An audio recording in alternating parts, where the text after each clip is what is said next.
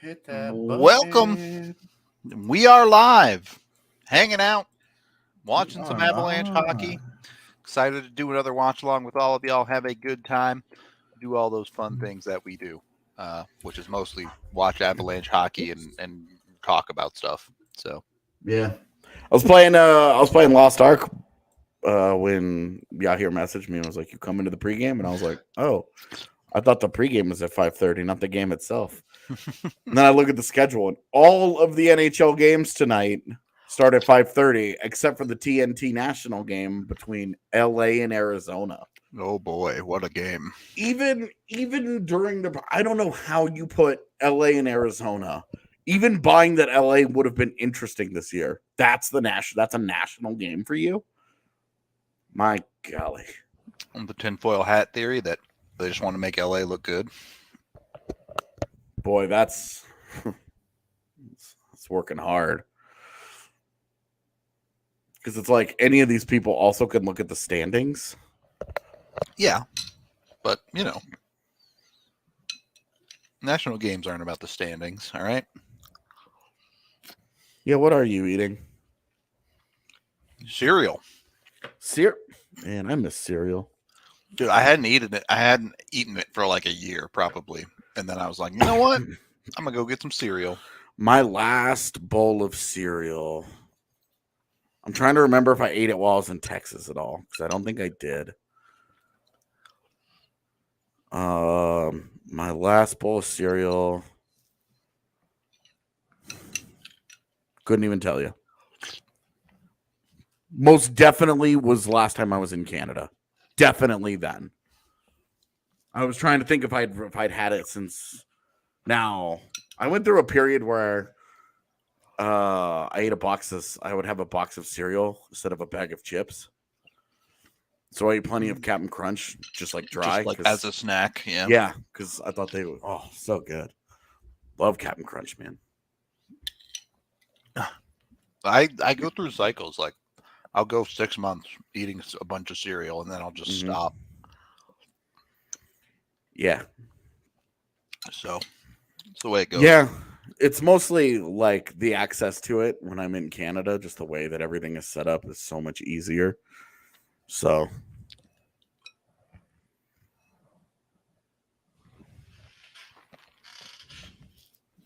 all right. That's the one thing, man. Getting milk in your beard fucking sucks. Yeah, it's got to go soon. Yeah. When I went in to get the trim a few weeks ago, they were like, she was like, "Oh, is this like your baby? Like, you don't want me to?" And I was like, "Fuck no." Like, take it off. Yeah, I was like, straighten this up. I was like, if I went for a job interview right now, I'd walk in and they would just tell me no because they don't believe that I have a home address.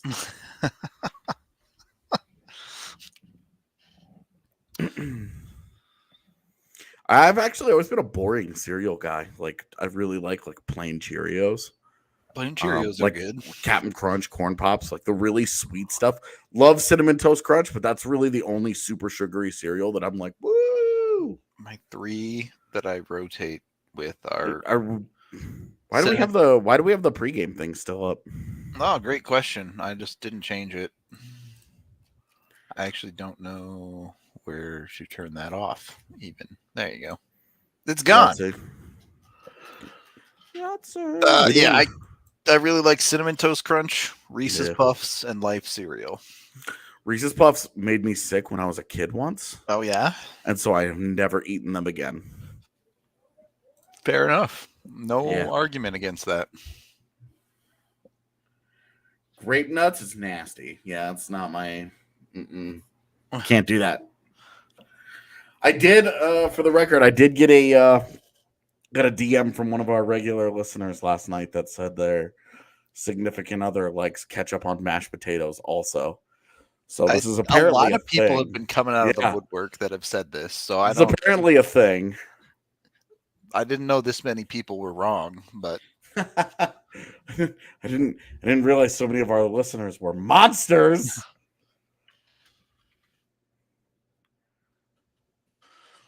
All right. It's like 15 seconds of puck drop. I got to grab a beer real quick. Puck drop's already down. It's happened. Bro. The game is on, bro.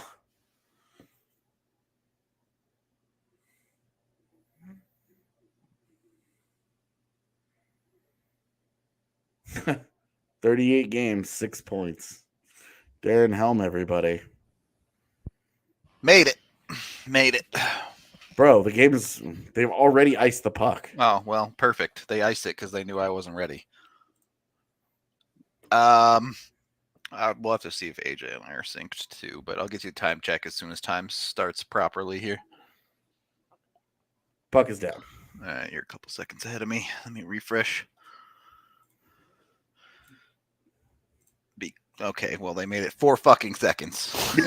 Yeah, so far, not great for the time checks.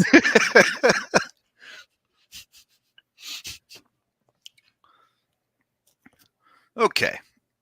Assuming they don't blow the whistle, we have a time check of 46, 45, 44, 43.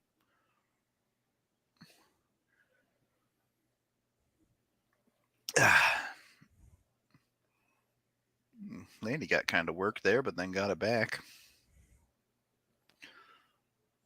Then gave it away again. Then got it back. Then gave it away again. Then got it back. That's hockey, baby. The cycle of life. Kale's due for a goal. I'm surprised this ceremonial gesture from Yeah, Jared to put Helm out. Yeah. With the Darren Helm thing has lasted both of those face-offs. They didn't just send him after 6 seconds. Yeah. And be like, all right, we put you out there as a welcome back to Detroit. And see ya. Yeah. And given this possession, you're like, how different might they have this? Yeah. Is there a puck in the back of the net? If that's not Darren Helm, maybe. Yeah. I mean, is there anyway? Okay. Oh, there is anyway. Yep. He gets an assist. Fucking Yahtzee. As does Cale McCarr. Easiest hockey game NA.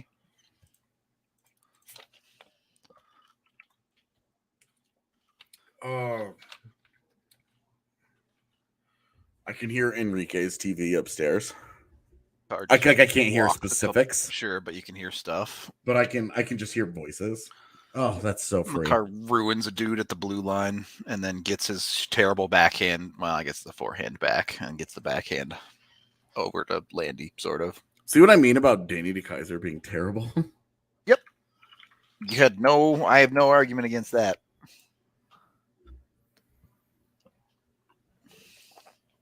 No, but none of Blaze's bets have hit yet. True.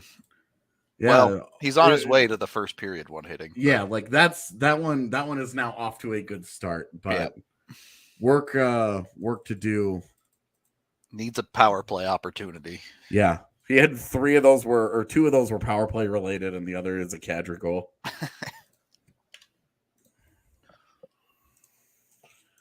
I really want Burakovsky to score just so we can stop talking about it. Oh, please. Just put one in the back of the net. I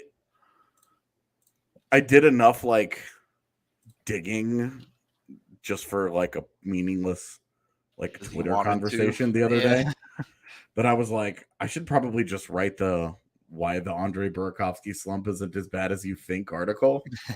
You've been talking about it enough. And just be done with it. Yeah.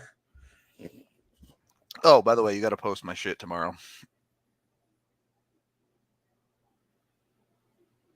You're right, I do. I don't know why. I don't know what it is about your prospect portfolio. It's apparently the only piece that I cannot hit publish on. I didn't even edit it last night. I completely forgot about it. You told me, and I went in there. I went in there on 2 separate occasions. I went in there to look at it.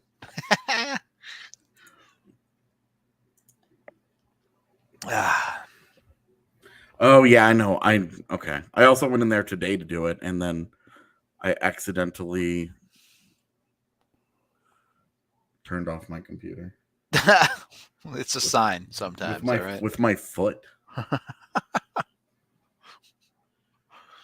Yeah, clip the old power thing.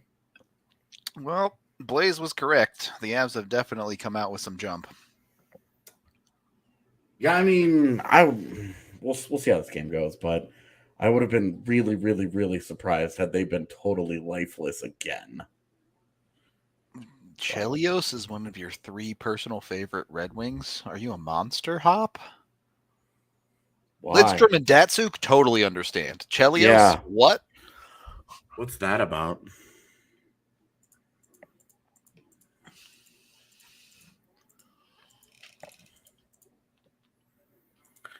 Man. Really excited for the Niles Oman contract.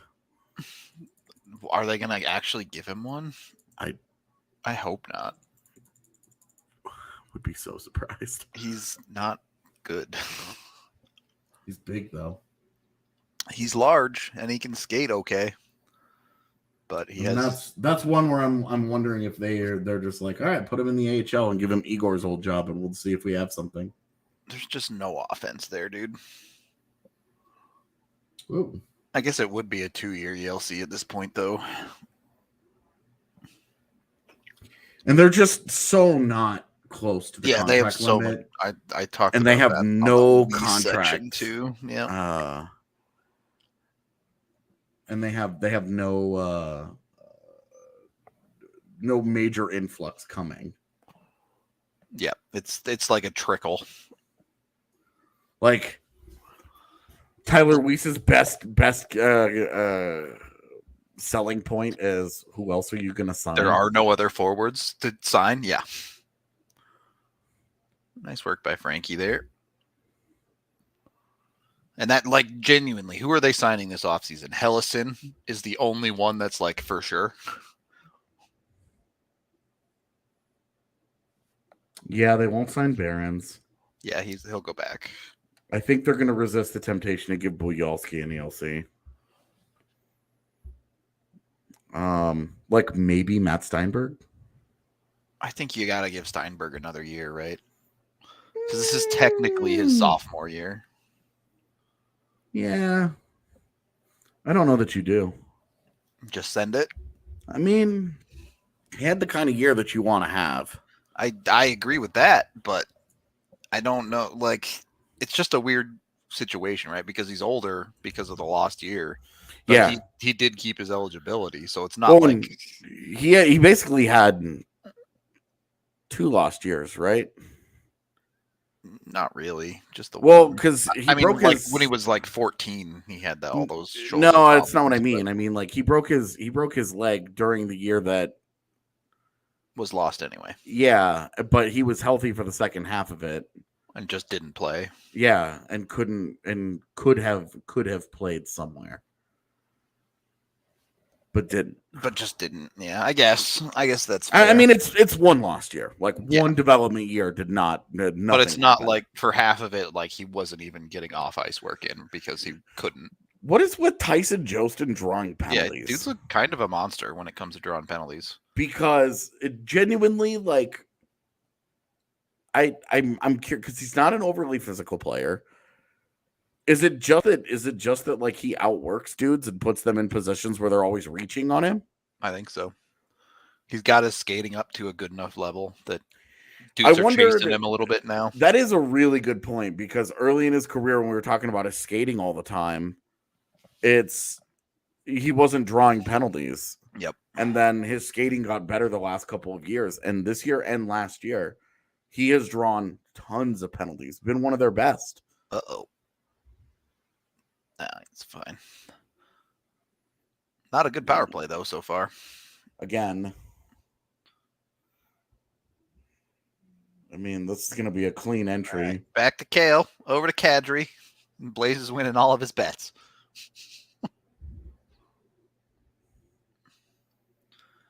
Working the Miko point again.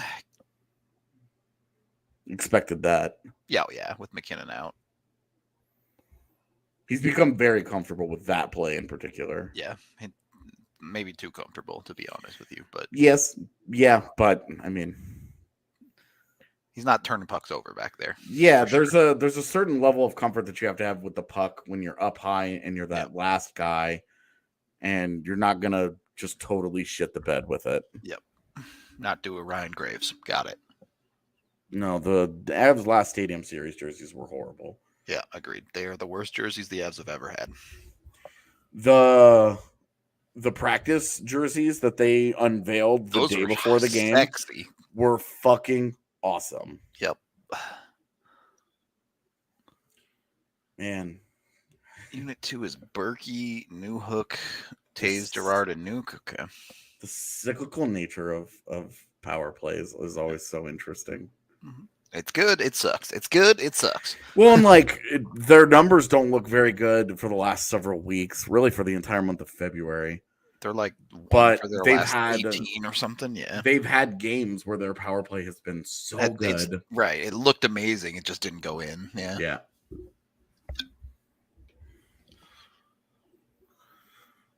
Yeah, those new Nashville ones are hideous. Those might be the worst jerseys that any NHL team has tried to introduce in the last 20 years. They are so think fucking of a worse one. horrible. Yeah. You see a full send line right there. That's a little squirrely. Boy, that's really slow to come across from Frankie. Yeah, it was. That was a who hurt you in the past kind of slow. Someone beat you short side, didn't they? Yeah, like somebody made you look bad once. And now you're stuck to that post. Yeah, and now you're really, really, really committing. Detroit can't hit the net, man. Yeah, I mean we saw this in Denver too, but that's another one where getting out of your zone, they don't do it, and dangerous plays happen. Yeah, turns into a problem for you. I was gonna say you're gonna call a trip on the third time, like this third stride after. Yeah, that's a hand pass.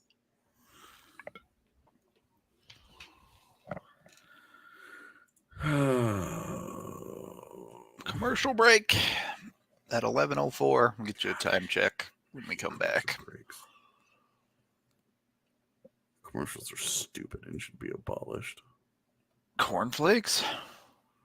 Cornflakes are fine. What did you say should be abolished? Commercials? Oh, commercials? Yeah, totally. No, I'm not trying to abolish cornflakes out here. They're fine. I have this deranged idea that if, like, I woke up one day and had Jeff Bezos money, I would buy the rights to the Olympics and broadcast them all commercial free. I mean, advertising works on me on a regular basis. That's how I got my shower head.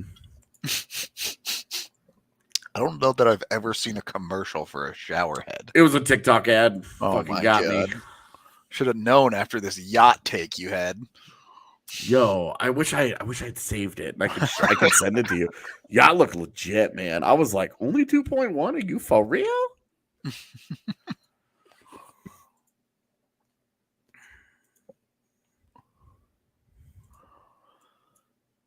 Whew.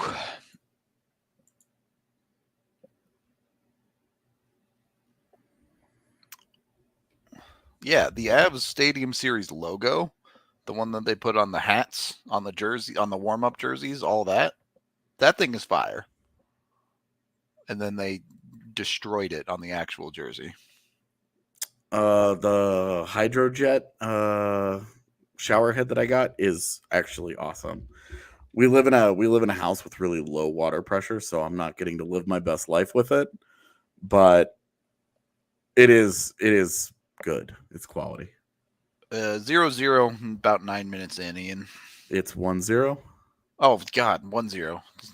I said that the Avs were home today too. I'm just not on my game. Yeah, they're finishing up their homestand in Detroit. Dude, it's just what is this risk? I got a million things going on. All right, like it is crazy behind the scenes how busy we are right now. Okay. Time check for people who need it. 10:55, 54, 53, 52, 51. As always, if you are ahead of us, you can simply pause your TV and or however you're watching the game. If you're behind us, just pause us and sync us up. Either way works. If you are ahead of us and you don't want to go back, totally understand. We just ask no spoilers, please.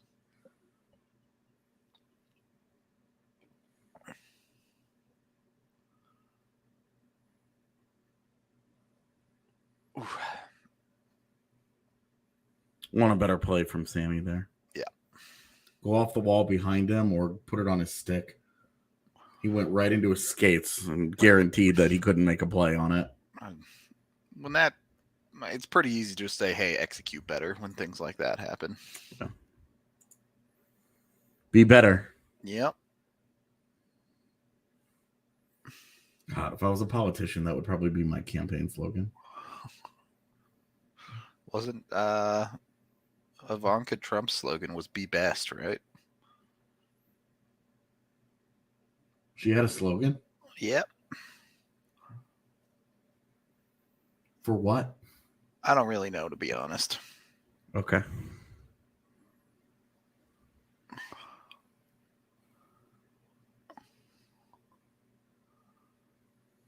Yeah, going through Burakovsky's game log just to see his shot attempts and stuff, to see how often he was shooting. Part of this scoreless streak that he's on, this goalless streak, included a game in which he had 12 shot attempts and 5 scoring chances. Jesus.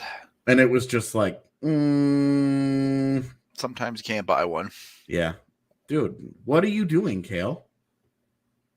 Doing weird reverse things that make total sense. What are you doing trying to hand off when there's one guy in the zone? It's 4 of you guys there and 1 Red Wing. Why are you handing him off? Just go take the puck from him.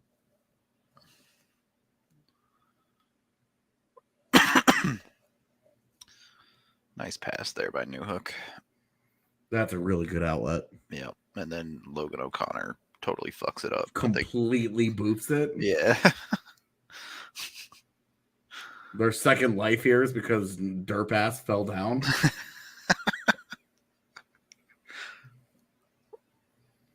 Oh, Logan can't. Okay. Thank fuck. All right. Leave it to Tyson Jost to be the guy who can fucking clean up. Right. You know Logan O'Connor's struggling when Jost is finishing for him. Okay. What a game for Tyson so far. Mm-hmm. Drawing a penalty, scoring a goal. Living the dream. Guy on our website that only comments about Tyson Jost, I don't know what he's going to talk about now.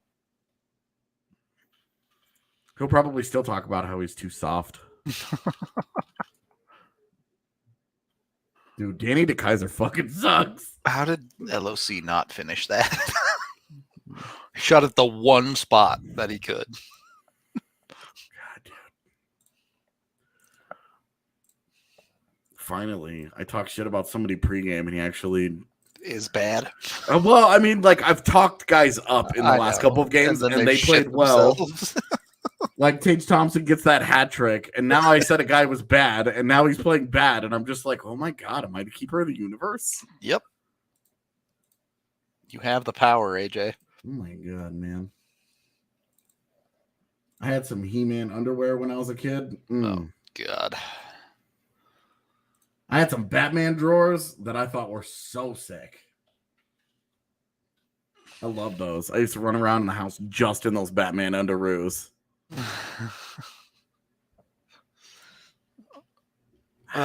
Those were the days.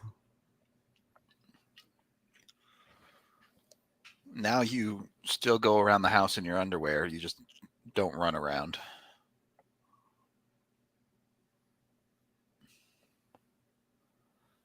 Yeah, I mean, I put other clothes on, but yeah. I hate putting pants on. I put pants on today. Yeah, me too. And it's been a good day. Yesterday sucked. Today's been a good day. Maybe the pants was the difference. I mean, I had to walk my dog in the hellscape out there, so I definitely put pants on. Yo, I am not excited to Frankie be strong there. Not excited to be going up to the frozen hellscape that is Canada. Yeah. It's like the only thing. Like, I'm so excited to see Z. I'm so excited to get up there and like settle in. We've got some things that we want to do. Hell yeah. Got some stuff planned that I'm really excited about. But getting up there and being where it's fucking -30. yeah every day. They've had 3 blizzards in a month. I'm just like, God, please, please, please don't do that when I'm there.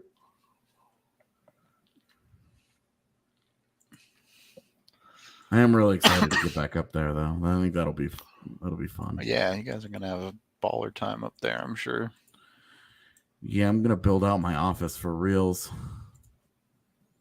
But I wanted to wait and buy everything in Canada because it's all cheaper. True.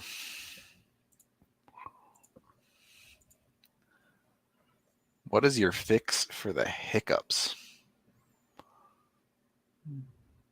Prayer mostly. Yeah, wait for them to go away. Yeah. So I do have one fix, but it's for a very specific type of hiccups. Like if I eat bread or bread-like materials too fast, Yep. they will like get stuck in my esophagus. Yep. So I just will pound a cup of water and it'll push it through and it'll stop those hiccups. But for normal hiccups, yeah, I don't know how to stop them.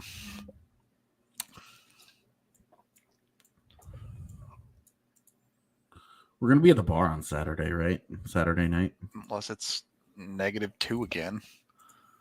Yeah. It was funny today that we were like, the snow is fine. It's just very cold. Yep.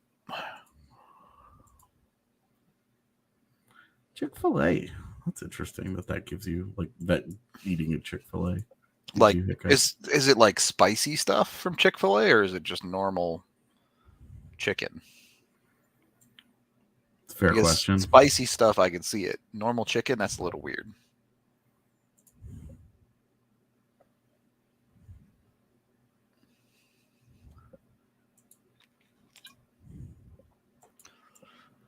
Whew. -35. That's like -40 is where Celsius and Fahrenheit are the same, right?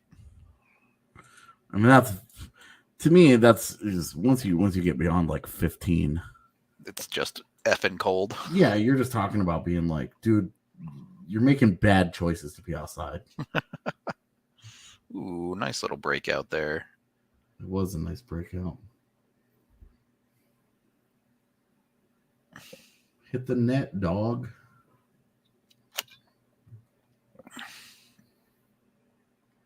That was a good pass from Sammy. Yeah, come on, Berkey. He's got a blue line turnover, and then he whiffs on that. He'll get a goal in the third. He won't, man. He's never scoring again. I'm over it. Okay. You know how this goes. I'm here for this take. Yeah. Do you remember when I was trying to bet on McKinnon to score less than 10? Yep.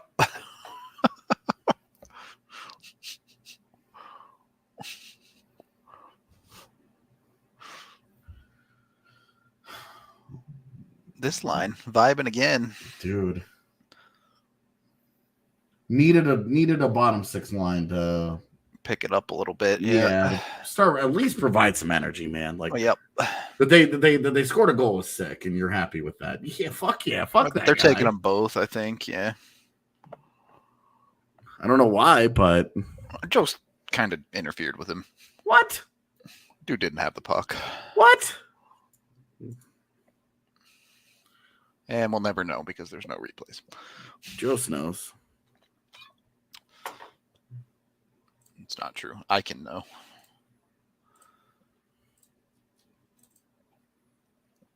I don't know, man. I'm not thinking about Burakovsky getting moved. Yeah, I don't think it's realistic. But the only way that it happens is if, you know, like a Flyers deal where they're like, this is a guy that we want to sign in the offseason and give him a bunch of money anyway. Yeah, I mean, you could make an argument that Jost was finishing his check there. It was a little late, but my family owned a bunch of land in Gunnison once upon a time. Really? Yeah. When we moved to Texas, we sold all of it. But the idea was for us to build a whole thing there because my dad loved it out there.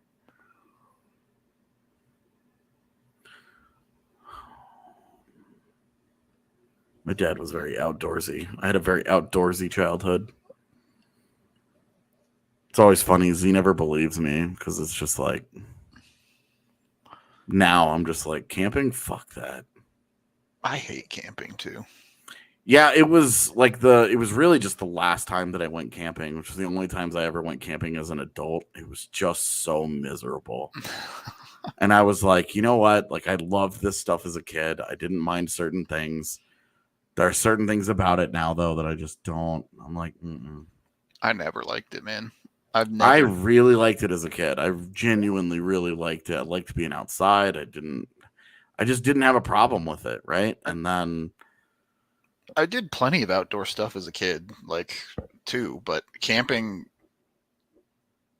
and it's only gotten worse as I've gotten older. I despise not sleeping in my own bed.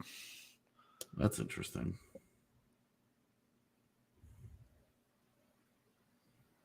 Like EJ, what are you doing here, man? Yeah, that was not very clean. Well, it's just like what's the goal? What are you trying to accomplish? Who are you trying to psych out here?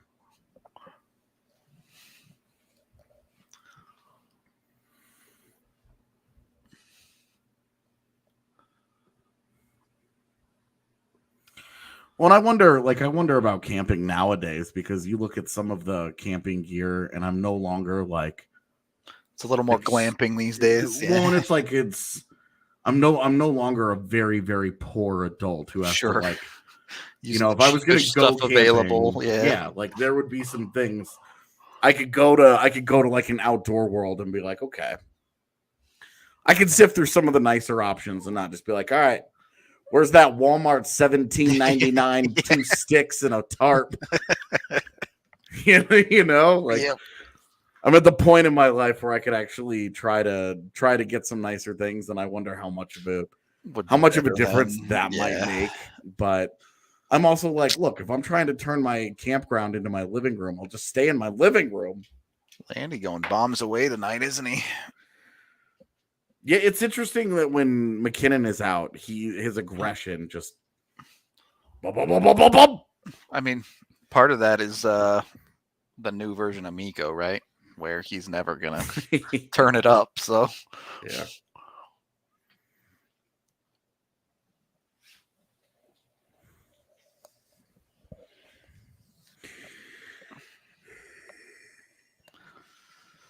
Good. All right, 4 minutes left in this period. Honestly, if you're out of this period 2-0, you're more than fine. Yeah, just don't give them lots of life. Yep. No extended possessions, obviously. Don't give up any goals. Like, just keep it simple. Yeah. Add another one. Just end this motherfucker. Nice keep. Weird drop, but it worked.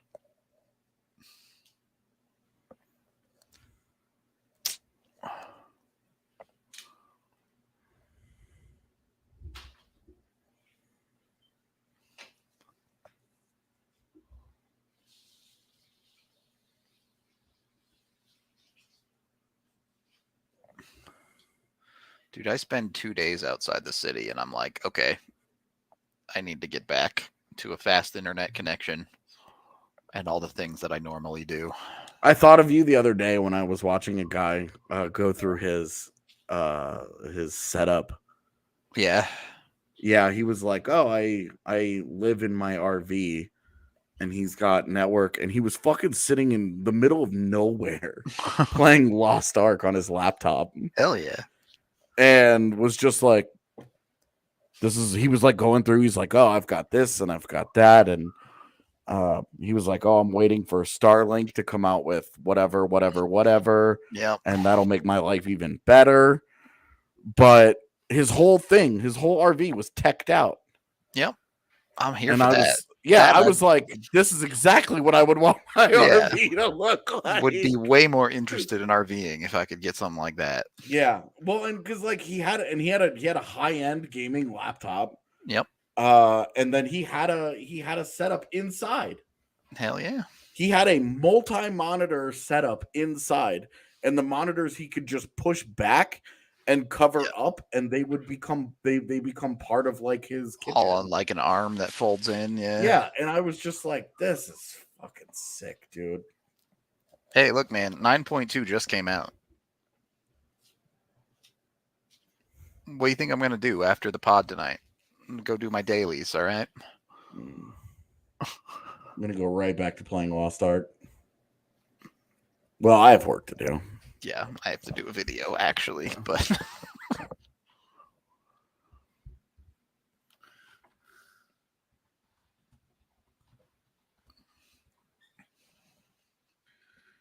boy, Z is watching the watch along and says that she seems. It seems like I want to go. Seems like I want to go camping, and I'm like, that's the takeaway, huh? Like, seems like you want me to want to go camping.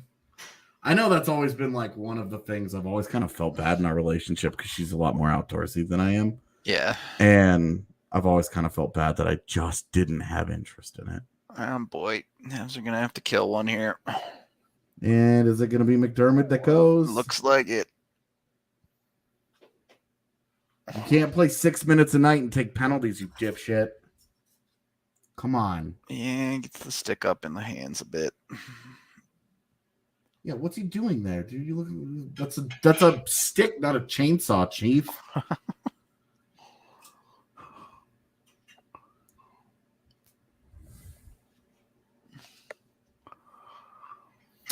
Yeah, all the I've seen all the Elden Ring scores today. People have been talking about it constantly, and to be honest with you, I don't know a single thing about that game. It's just high fantasy Dark Souls, right? That's what it's supposed to be. Sure. All I saw, Naomi Kyle sent out a couple of tweets about it, about how if you don't like the Dark Souls games, you're probably not going to like Elden Ring very much. And I was like, cool. So I will continue to not have that on my list. Just because those are not. Yeah, they've never been my style either. Yeah, those like action games, I don't really get too into much anymore.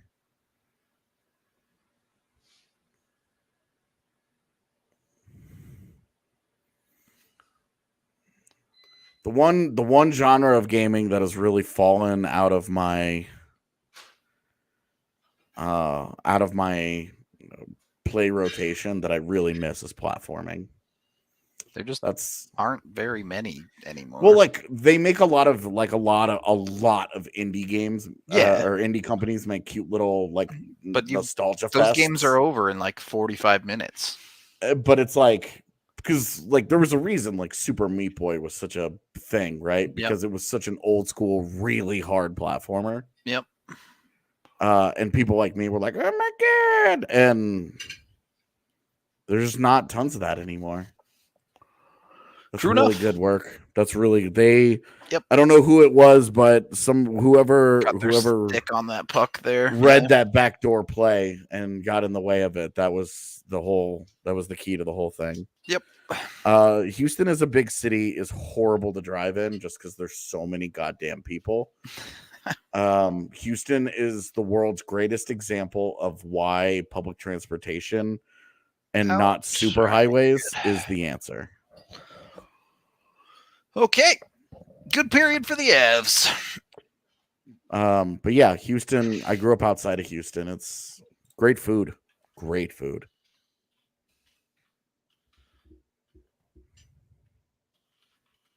I've actually not played Celeste yet. It it's just fallen through the cracks. Not an intentional Celeste is like ignoring of it. 4 years old now, right? Yep. Our homie Steph used to speedrun it all the time. Yeah, he was pretty good too. Yeah, he was. It's so funny to me. He would just casually be like, "Oh, I have a top 5 time in the world, and this level, and that level, and that level." I'm like, "Oh my god!" Oh yeah, the Ori games. Yep, Ori and the Trine games. If you give me platformers with great artwork, I'm there. Anyway, that was a pretty standard period from the Avs. I mean, you're up 2-0, and you kind of dunked a bad team. Yeah, you played good hockey. You played good hockey, and the thing is that they didn't give anything back. Like offensively, I liked what they did in against Buffalo, but they gave it all back. You know, they were playing so poorly defensively that it didn't feel like a step forward. This was much better. Yeah, they really handled possession very, very well for most of that period. Escape from Tarkov is super fun, but I've never felt more like I was going to get my whole life hacked than trying to buy that game. That's so weirdly specific. You have to go through their website, and their website brings you through like this Russian app to make like a transaction, and you like can't really use a credit card. You have to use PayPal. That would be the end. That would be the end for me. There would be no effort made. Yeah, it was like, I'm gonna get my money stolen. I was sure of it. It's been really frustrating to keep getting payment decline notices because of all the different things that I have monthly payments and stuff set up for. Yeah. And getting the debit card number changed on me has been a nightmare. Yeah. Yeah. Even my PayPal, like I roll into my PayPal to buy something the other day. And it was just like, it had my old number in there. And I was like, no, God damn it. No.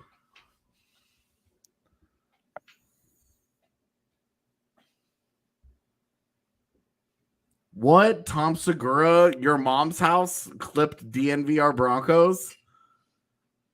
Dope. I want to see this immediately. I love Tom Segura. One of the very, very few stand-up comedians I would pay to see. Unfortunately, one of the other ones that I would pay to see was in Denver last week, and I completely spaced it. AJ was a child living in Texas. Yeah, what did I do for a living in Texas? I had a job for...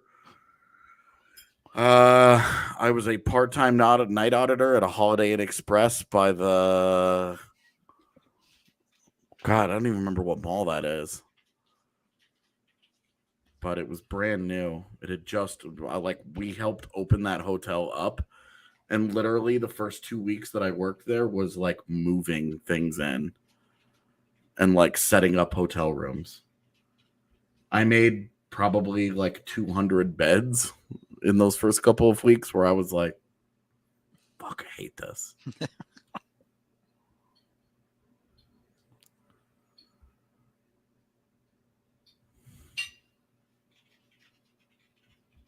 What did they request? Bubble Darcy? We already have Kemperer. We're good on Darcy shirts. I also don't know what Bubble Darcy means. Yeah, there won't be another Kemper shirt for a bit. We have to... There's still a decent... We have to get a Kadri jersey or a Kadri shirt Kadri out. shirt's got to be the next one. Yeah, if anybody has a really good Kadri idea, we are desperate for one because the one that I want is not one that we can do. I loved the suspend this idea. I thought that was so perfect. For every like the attitude, the player, I was like, this is perfect. Yeah.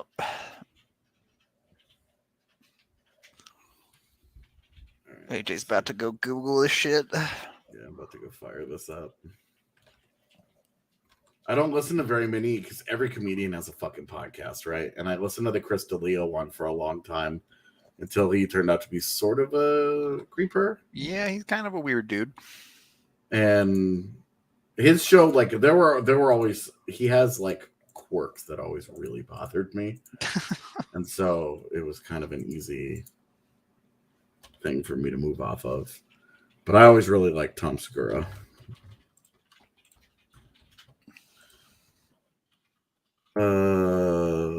Which episode? 624. God, can you imagine having that many episodes of a podcast? Yep.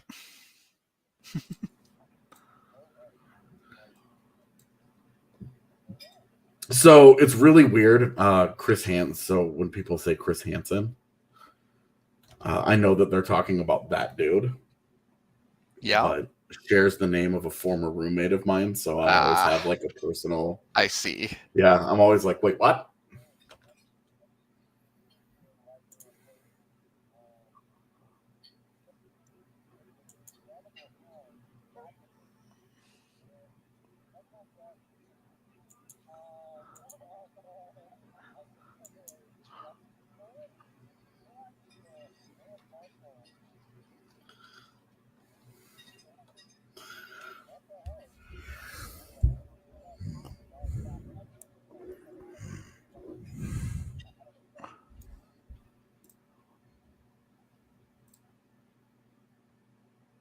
Okay, then.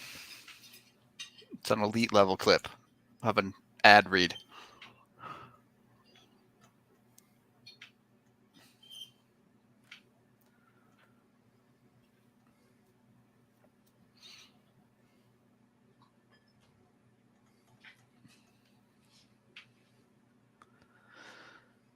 You guys watch any of the convoy in Canadian fake news? What? I mean, I know about the thing in Ottawa. I'm assuming that's what you're talking about.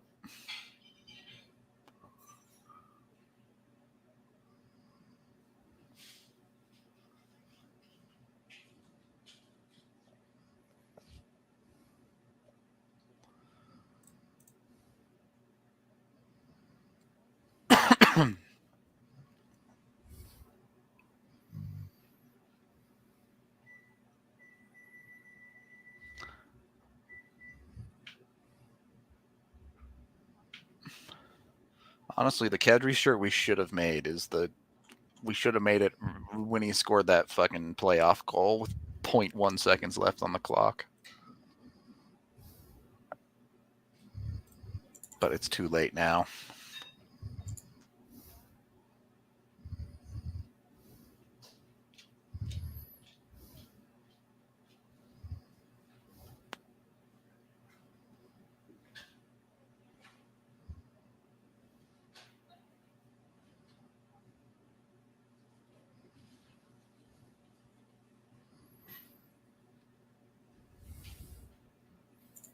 Oh, I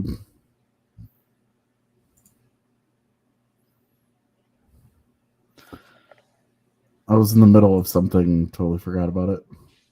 Rip.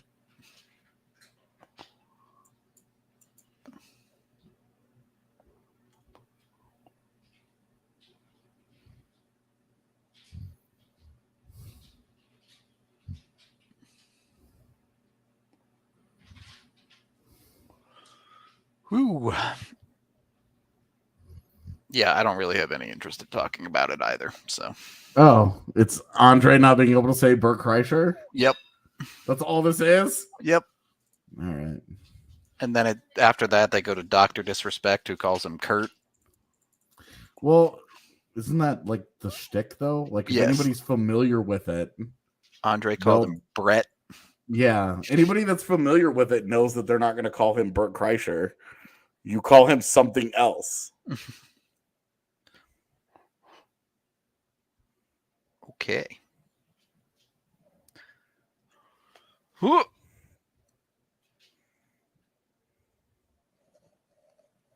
Have you guys tried the new Halo? I know. What the hell is our chat right now? I come back and you guys are talking about the truck convoy? Yeah. And I was like, yep, it exists. And then I was like, I'm not going to talk about it. And that was it. Oh, yeah. To be honest with you, I don't really have any deep thoughts about it. Me either. I don't know enough about it to really know what the fuck's going on. Here's kind of where I'm going to stand on a lot of things in life is that if actual neo-Nazis and white supremacists are the first in on a topic, that's bad. It's a really bad sign for me. Yep. And I'm probably not going to follow them. Yep. Even then, even if like they end up in a space in which they inhabit something that I ultimately agree with, those are not people that I want on my side for anything. So I'm just like, okay. I did see there was like a guy that tried to do like a convoy in Washington D.C. and he was alone. So he was just like, bye, and that was the end of it. Honestly, the Halo Infinite rules. I really liked it. I had a lot of fun with it. I just don't really. I have a hard time with the FPS and just the same stuff over and over and over. It's like, it's cool. I think it's really good though for a Halo. I think it's exactly what Halo needed. If Moritz Seider is your favorite non-Avs player, that's a great choice. I love choices like that because it's so easy for it to be like Connor McDavid or Trevor Zegras, right? Like guys who make highlight reel plays every night. But Moritz Seider is just a really good all-around hockey player, does everything that you want defensively. He's got great size. He hits people. He's really physical. He can change games with that aspect of his game. He's good defensively. He's a really smart player. He's good offensively. I love everything. I love everything about Moritz Seider's game. I loved him as a prospect, and I just didn't know how to value him. And I was scared about the DEL. So Sasha Barkov, that's another guy. If that's your guy, that's a great choice for a guy. My guys are always dumb. The guys that I always really like watching, it's always like, what second pairing defenseman that you've never heard of is this guy is that you don't think about ever. That's always my favorite guys to watch for stupid reasons. Dude, Ryan. It's not my animal. I didn't hunt the animal. I didn't kill the animal. I moved into a house in which the animal was on the wall. Ryan is vibing with me, all right? Barkov is dope. Barkov is dope. All about that. Major rookie busts. Cole Caulfield was really it. But no, Win? Not really. Major rookie busts from Win? So far this year. Yeah, okay. So far this year. I'd have to look. I'm sure there's more. It's really hard to call a rookie a bust just because they're rookies. Also true. Like once they get into like their third and fourth years and they don't take big steps forward. People are a lot harsher with the word bust than AJ and I are. Also, yeah. We look at busts and we're like, those are guys that like Connor Bleakley. Yeah, that's a bust. Like, but dudes that have NHL careers, it's like, yeah, like does Detroit love that out of the 2015 draft they got Evgeny Svechnikov? Like, nope. No, but that guy's in the NHL, Yep. Finding a decent second life with the Jets as a depth guy for them too. Yeah, Yakupov, like there's a bust. Like that's a bust. Is Ryan Murray a bust? Like, I don't think so. He spent 10 years in the NHL, and he's been a top 4 guy for 9 of them. Like it's Jesse always he always tries to throw this like Eric Johnson is a bust of a first overall pick. And it's like, God, the guy's been in the league for 15 years. Did he live up to the hype? No. Is he a disappointment for a first overall? For sure, but a bust? Like, oh man. It's such a loaded term, and Rudo and I are always really no. Tyson Jost isn't a bust because he's a legit NHL player. Is he a disappointment for the position that he was drafted? Totally. But also, if you go back and you look at the history of the 10th overall pick, it's a bunch of meh dudes at 10. Like, I've said this Joe's whole career, but Mikko Rantanen ruined him because Mikko is arguably the best 10th overall pick ever. Him and Teemu Solana. I was gonna say it's two Finns. It's Mikko and Teemu. 25 years apart. The rest of the 10th overall picks are a bunch of like meh to solid. Who was the guy that played? He was in Buffalo. Cody Hodgson. Yep. Whose career just fucking ended. Right. He was like 40, couple of 40-point seasons. Like he's rolling along. No, Ryan Murray isn't a bust. This is what we're talking about here. Like Ryan Murray spent 10 years in the NHL.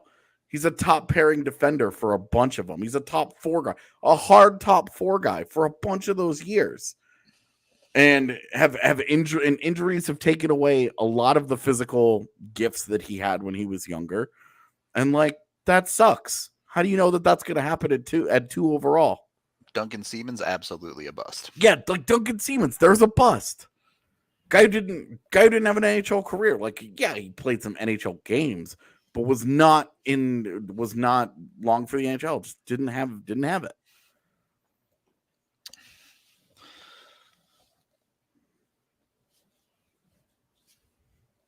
The Avs continue playing the way they do for the next few seasons. Do you see a sellout streak happening? I mean, There maybe. should be. Selling tickets is always just a weird thing. Yeah, I don't know. I hate these conversations. I just there's no right answer, dude. Like, the way that people are with their money, I don't ever like to tell people, like, do or don't do anything with your money. You know, whatever you think is best is fine. Well, the thing about sellout streaks too is every sellout streak is extremely questionable. Like, if a team has a long sellout streak going, they'll start fucking sending tickets out the side door for like $2. And like, you look at like how the Broncos do it, right? Where they buy up all these things, and then they end up with 22,000 no-shows, and you're like, okay. So it was totally a sellout, huh? Yeah. We just completed our 48th consecutive year of sellouts, but we had 25,000 people decide not to come to our game today. Like, you're like, shut the fuck up. This is ridiculous. Yep. So recent 10th overall picks, just because I'm looking at this, 2017, Owen Tippett, decent. Love it. Off to a decent start. I would say okay Evan Bouchard, off to a decent start. That's a good start. 2019 is Vasily Podkolzin, another guy who's working his way kind into of the NHL. Okay-ish, yeah. 2020 is Cole Perfetti, who is perfect in every single way. Calm down. And will not be taking questions at this time. And then this last year, Tyler Boucher, which was one of the worst picks in the first round. Yeah, that pick is a fucking disaster, but you know, at least they didn't pick someone who asked not to be drafted. But that was at what, 28, 29 for Montreal? Or was it, I guess it would be 30, right? What? What did you ask? I wasn't listening. I said drafting Tyler Boucher was better than what Montreal did in the first round. Oh, totally. Where's number one of a first round pick who's been convicted of a sex crime? You've got you're making choices in your life. You have a decision making process that is rightfully coming under question. Well, that GM isn't a GM anymore, so at least you got up there. Yep. Worst number one of all time. I'm assuming we're talking modern because, like, their original years of the draft, there were first round picks that never played in the NHL, or first overalls that never played in the NHL. But I got streamables for all sorts of stuff that I can't show you legally. I would never, ever recommend that you go to reddit.com and find these clips. Michael Dow Cole wasn't the first overall. It was a big bust, though. Patrick Stefan, maybe? Yeah, ended up having a decent career, too. Okay, yeah. I think he had a serious injury at the beginning of his career that he was just not the same after. Second period is underway, by the way, Chad. Yeah.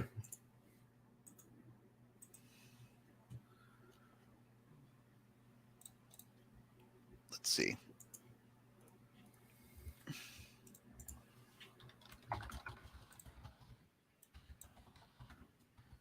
You can make an argument for DiPietro. Yeah, another one where injuries dominated that story. Yakupov is bad because injuries don't play a single role in it. Yep. For a time check, 18, 37, 36, 35, 34.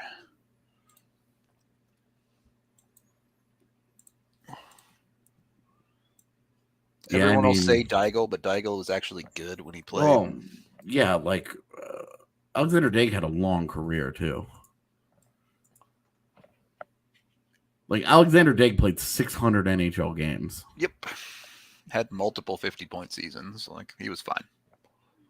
Like, ended up as a decent NHL player.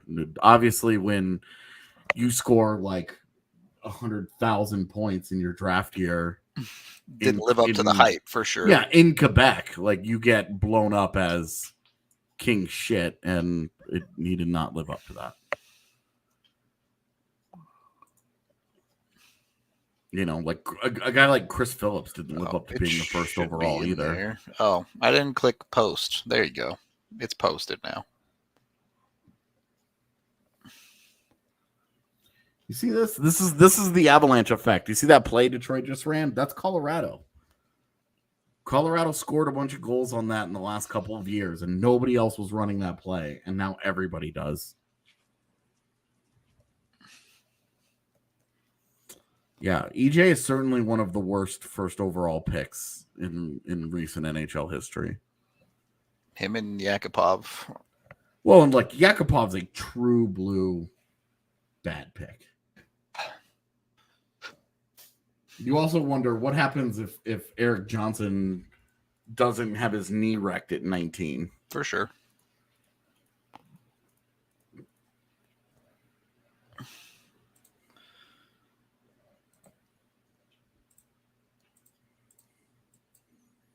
Yeah, you look at 2012, man, and it's just like, holy lordy. The top three: Yakupov, Murray, and Galchenyuk. Yeah, it's a big yike. Who's the best player from that draft? Phil Forsberg, Teravainen, Hurdle, Vasilevsky. I mean, if Hurdle's even in that conversation, it's Vasilevsky. Yeah, it's got to be Vasi. Ended up being like a decent group. There's a bunch of solid dudes, right? Yeah, but when your top 5 picks are Yakupov, Murray, Galchenyuk, Griffin, Reinhart, yeah, that one's and then Morgan Riley. Like Morgan Riley's really good one-way defenseman in the NHL. He's a really, really good offensive defenseman. And I have no issues with that pick, and I don't think that there's any issues there at all. But like, that's your best player in the top 5 of the draft class. Oof.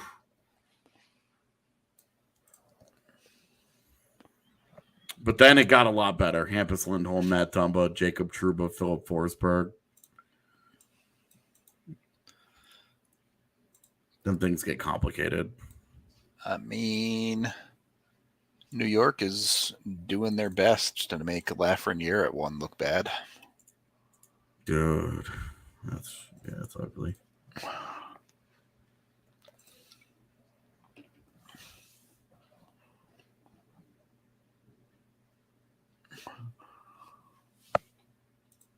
All right, so Detroit pushing back a little bit here to start the second. No big surprise.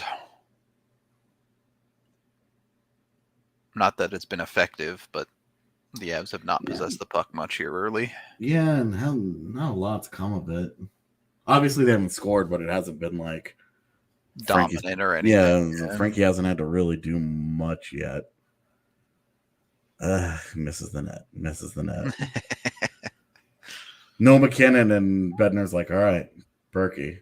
You gotta hit the net, please. Gonna put you with the horses. Need you to roll, please. Please, sir.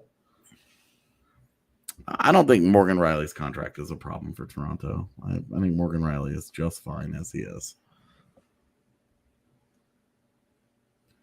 As long as you accept him for what he is, I think you can. There's plenty of value. Toronto's problem is that they have like half their salary cap in 5 dudes, right? Yeah, like they need cost efficiency elsewhere on their roster. Yep. The Avs are going to be in the same position here very, very soon. I mean, the Avs are pretty much there with it really starts when McKinnon signs his deal. Yeah, right? But I mean, you're talking with Makar, with Rantanen, with Landeskog, like there's just the McKinnon deal, and with EJ's money coming off the books the same exact time, it helps a lot with McKinnon. They're like that raise that money has already been allocated to Paying McKinnon 12.5. Yep. Yeah, like I don't think they're going to have a huge problem if they can get. This will be something that we get into in the offseason because this is going to be one of the things Colorado definitely tries to get done. Yep. If they can get him July 2nd. if they can get him on a deal under $12 million, it's a victory. That's a steal. Yeah. It's not a second, oh my God, this is hands down the best contract in the NHL. But it's for real good. 4 years. But it's a very, very, very good deal for them. And like if Nathan McKinnon turns down 8 years at $11 million per, if he's like, hey, I'm not after $88 million, I'm after $100 million. Well, you know, then you give him the $100 million and you shut up. Oh, that whole opportunity for Detroit comes from Ryan Murray not handling a puck in the own zone. Well, Newhook and Byram need to finish their ELCs first. At this point, especially Byram, because there's no way Byram's going to be making that much, right? Like, I mean, if Byram, say Byram comes, whatever happens this year happens, right? Whatever. He comes back and has like a 50-point season. Yeah, if he comes out and has a 50-point year next year, even a 40-point year next year, you're not looking at him on a not Sam cheap Girard contract. For sure. Yeah. Sam Girard's contract is actually the area where I would try and get Byram on a. If you could get Byram at $5 million long term, I'd do it in a heartbeat. Well, and I'm saying probably not 7 years, but like 5. Yeah, if you could get him at 5 or 6 for say 5.5. Yeah. Assuming he's healthy, and assuming he has the kind of year we think he's capable of, then all about it. Yeah, I think that's a fine starting point, and you can budget for that. Ooh, nice poke check, Helm. Because that essentially replaces your. I'm not passing to Curtis McDermott. That essentially replaces the Devon Taves deal long term when Taves comes up for his next deal, which right now looks like it's going to be $400 million. Yeah. So. Devontae is going to get paid. That is going to be a fucking interesting situation. We just cursed Devon Taves right there. Right to the stick of the Detroit guy. Yeah, it's not. That's the golly. That is a really. That's clean out too. Jesus that's such Christ. A rare mistake. Oh, I mean, that's we're talking about his magic trick of being able to flatten pucks. Well, he had time. He did not need to rush that the way that he did. That was fucking bad from Mikko. Yep. Yeah, I don't care that Sean Avery signed in the ECHL. The ECHL has to do whatever they can to try and get people to come to games, and that's a total publicity stunt. Yeah, all that is 100%. If that's how the Solar Bears have to do it, cool. This is not meaningful in my world.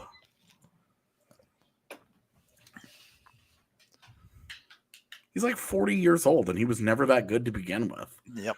This is not like a skill player trying to come back and be any good. This is an agitator who probably misses being in the spotlight, especially if you're Sean Avery and you had the career that you did, especially LA and New York, where you got to be king agitator in the center of all this attention, and you were going to fashion shows and you were doing all this shit, right? Like, you were all that, and then you have to go into retirement, and you look at Paul Bissonnette gets the job that you were dying for as the big personality. Yep. The absolute most per year that I would pay McKinnon is maximum whatever is salary. allowed. Yeah, the maximum contract. There isn't a line that I'm drawing in that sand. Sorry.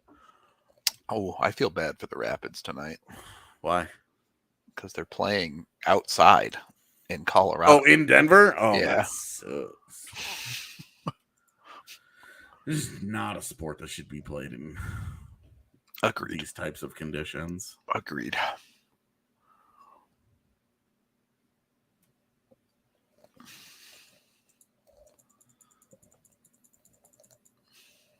I mean, it's really not that bad except for the 275.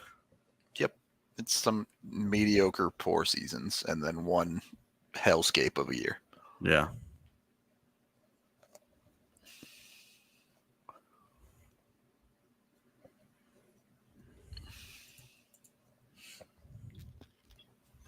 Yeah, no, so much has been made of the comment that McKinnon said where he would take less on his next deal. And people being like, oh, he'll take $8 million or whatever. And it's like, if he takes $8 million, he's fucking stupid. Yeah. But if you sign that before his agent ever finds out about it. Well, genuinely, if he signs a deal like that, I don't know that the NHLPA would be okay with it. The NHLPA will be furious, but they can't. I know they can't do anything about it if it's signed, but yeah, I mean, you look at the recent, look at the contract in baseball that Ronald Acuna signed. Yeah. Other players were furious that an MVP is going to make like setting that market like that, like $70 million over the next like 8 years or whatever it ended up being. It's such an unbelievably cheap deal for a player of that caliber.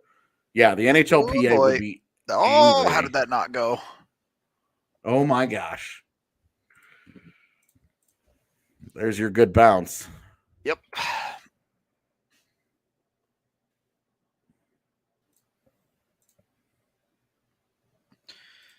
All right.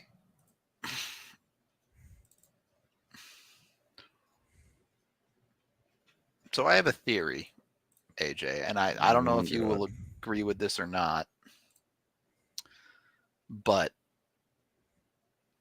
I'm going to specifically use the word should because I understand that it is not is. But if you're up by 2 at the halfway point of the game, you should win every single time. That's my take. How early in the game? Halfway through. If you're up by 2 goals at the midpoint of the hockey game, 10 minutes left in the second, you should win every single time. I'm good with that.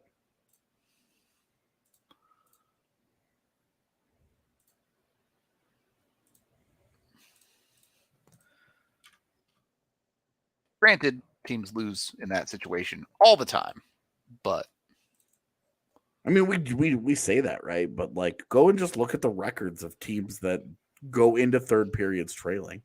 Yeah, it's bad. And it's like the best teams in the NHL have point percentages of like 250 in those situations. Yep. Jack Johnson. Guy kills me, man. Fucking kills me. I don't know why LOC would not want him to reverse that puck.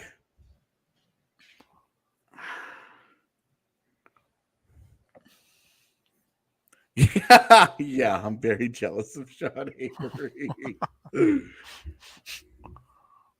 And he got to play in the NHL. I'm jealous of anybody that gets to play in the NHL. Yeah, she's doing her dailies.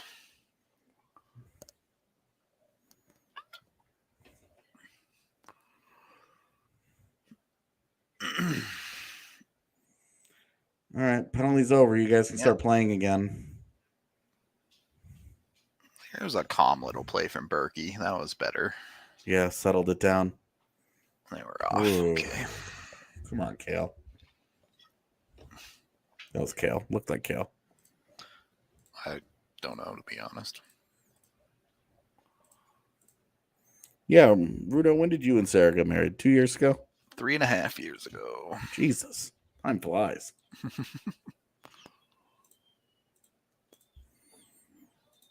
It still feels like you're the new guy at DNVR to me. Yeah, it's because Jesse isn't really a new guy. I guess that's true.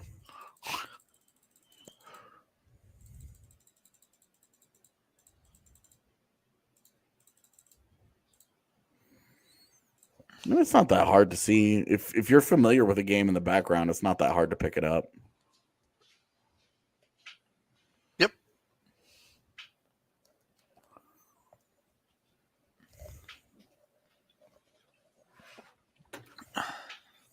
DNVR Housewife, God, that'd be the worst show.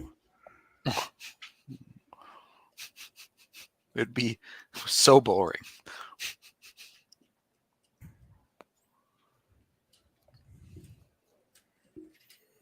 Jesse is on vacation. Like all of us, he had set up vacation time for this February break that was supposed to be the Olympic break. I actually wanted to bring back DNVR gaming and start streaming again because I've been playing so much Lost Ark. I wanted to do that, and when Rudo and I play Overcooked, Just watch me shit the bed constantly.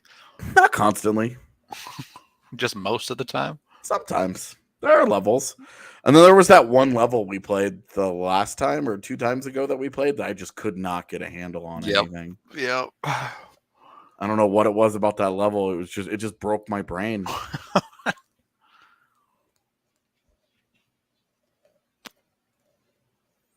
The one that been at cap. Oh yeah, I've been at 50 for a while. I got to what was it? Rowendell last night. What's your eye level now? 480. So you're in tier 2 then? Not yet. No. No, tier 2 I think is 5 something. Okay. No, our Overcooked is not like that. I'm very chill when I play Overcooked. I have to match. I have to give off that energy, otherwise, because when people get frustrated playing Overcooked, if one person gets frustrated and the other person is frustrated, it just keeps raising the temperature. So you got to be just chill about whatever. Because that is absolutely. You want to know what game pisses me off? It's when I play fucking Mario Party with Z. Jesus. Because it turns out Z is horrible at minigames, but is unbelievable at clicking the little button that says roll dice. And she rolls a 7, an 8, a 9, a 10. What? Every single fucking turn. I was watching the last full round that we played. She had, I think it was a 10 or 15 rounds that we did, 2 under 5. Jesus.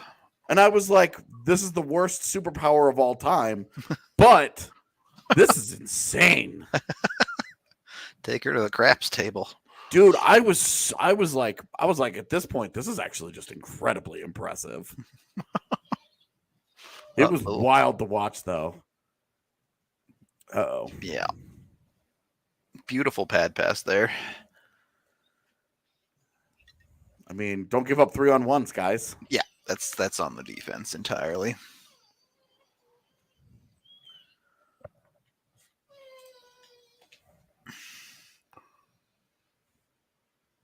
This camera angle showed me literally nothing useful.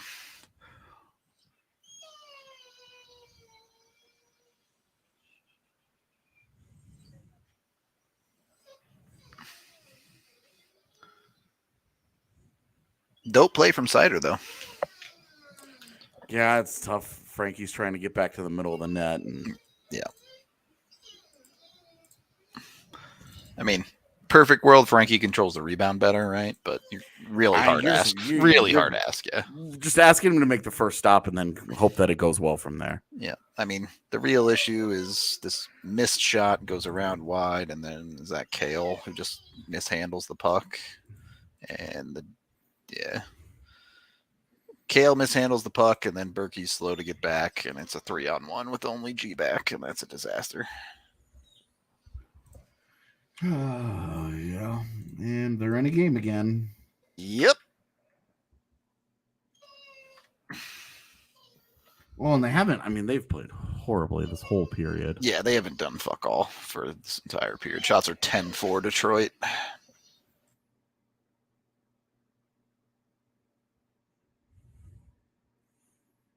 It's going to be a tired line, too, yeah.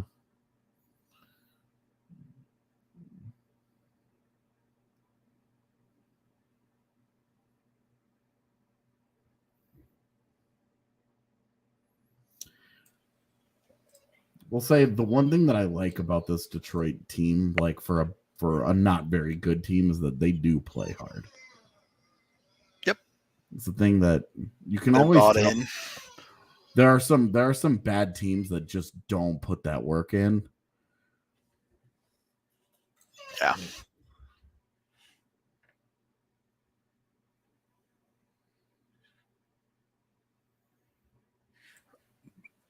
What is my top marriage advice? Marry someone you like.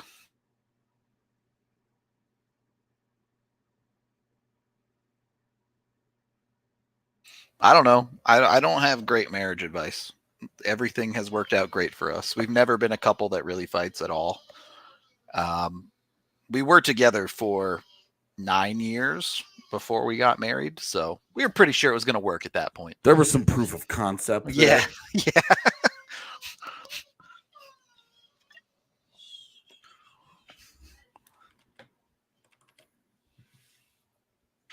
She's not looking at me. She's looking at our dog, who's complaining heavily. Yeah, you guys can hear Rex throwing a huge fit. Yep.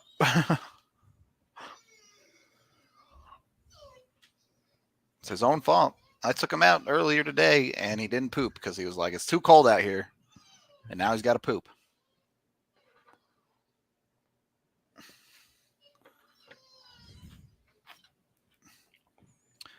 Yeah, we'll get a time check when the puck drops.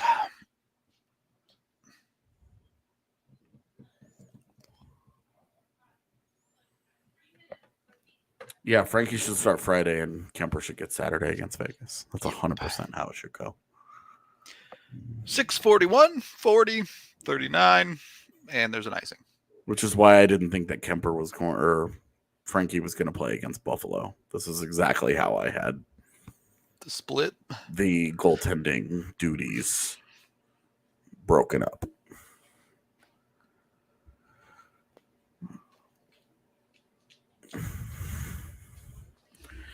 Yeah, I have absolutely no idea how to answer this question that Z sent me. What did she send you? Not something you're willing to share? No, you're given an elephant, you can't give it away, and you can't sell it. What do you do with it? Is it a full-grown elephant? I'm assuming so. I'm not sure why this makes a difference, but you can't give it away and you can't sell it. Can I sell pieces of it? All right, so you're going to murder it and sell its parts. You're going to run an elephant chop shop? That's your answer? All right, I don't know where that puts you on the psych profile, but I'm not giving you my elephant. I don't want an elephant, so we're good. I also don't want an elephant. It's true. She I'm didn't happy. say you can't rent it out. It's not selling it. Yeah, I mean, kids' birthdays, it's going to be a huge hit. And I mean that literally. He's just going to be a big fucker. Until he loses his shit and kills a bunch of kids.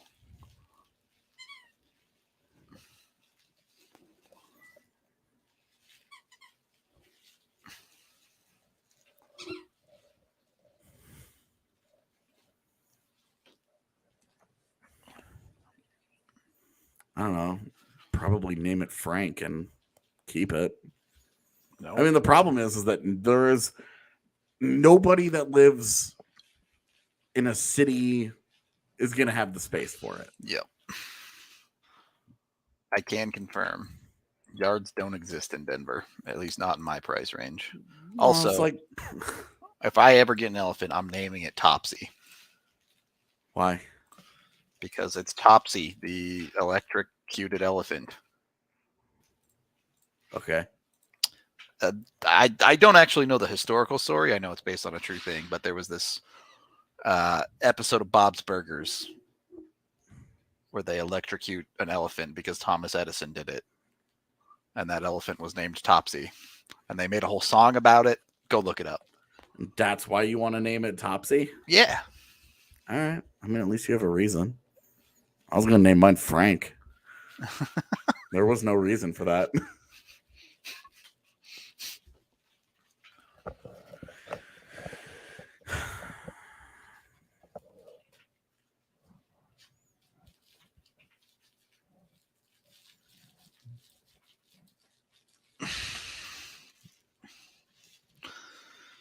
I don't believe it. Penalty shots are a myth.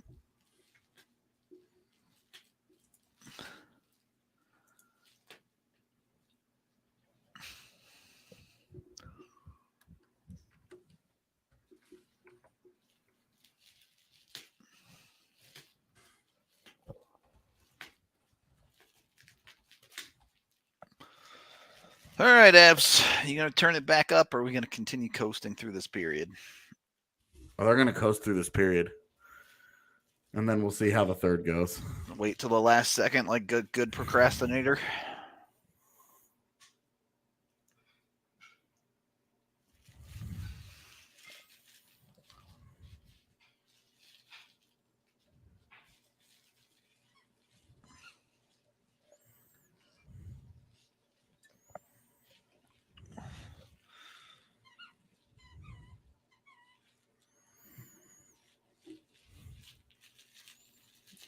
The odds that Bednar kicks a trash can, well, at the moment, pretty low. Yeah, I would say almost 0.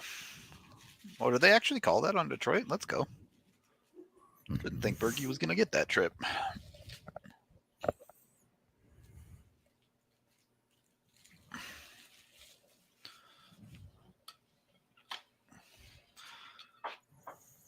Adam Ernie.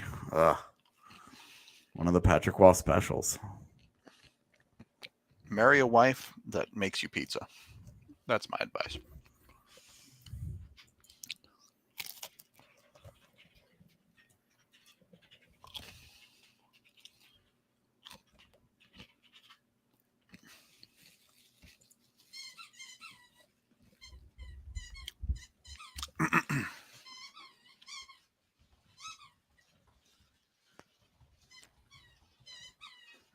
Makes you feel better, Rudo. I am also picky about kitchens.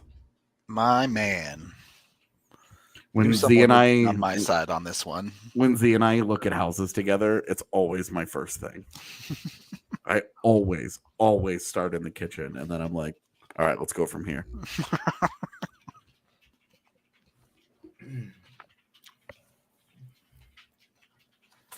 There's some irony involved in that. I just don't want to get into it. Yep.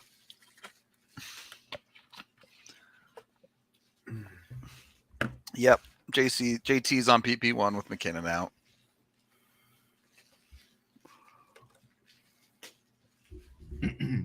What do those two have in common? JT and PP1. McKinnon. And JT. Yeah. They're both right-handed shots. There you go. And that should have been a goal. Mm-hmm. But it's not. It's actually incredible. He got that all the way through the crease.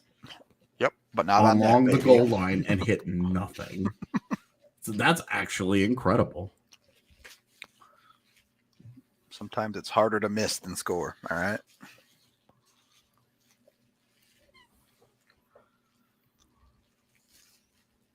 I don't have any wedding plans at the moment. Z and I have a lot of immigration stuff to work our way through. So.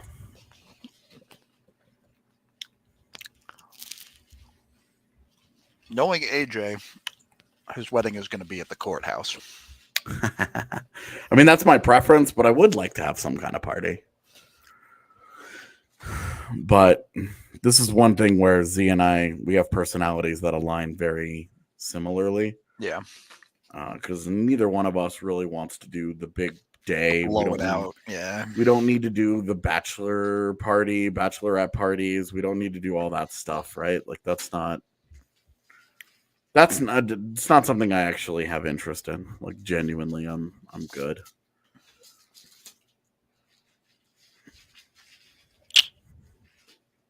Just one too many puck fumbles at the wrong times here.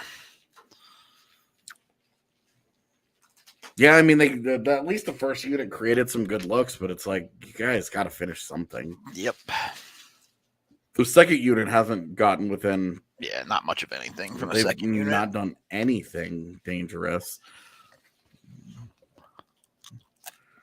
Only at the end when it was like, hurry up and just shoot. Just shoot whatever you have. Just shoot. Go. Then those are the only pucks that got to the net. Yep. Dude, Devon Taves is not playing well. Nope. That is icing.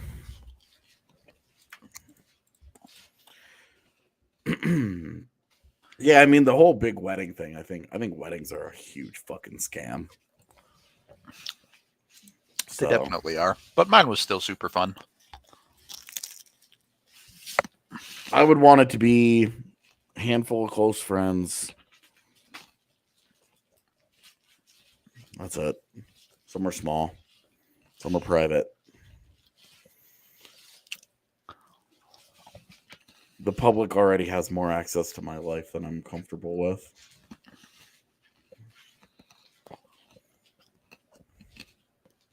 I've given up at this point. Yeah, I mean, I lean into some of it. None of you come murder me, and we're good. That's all. Yeah.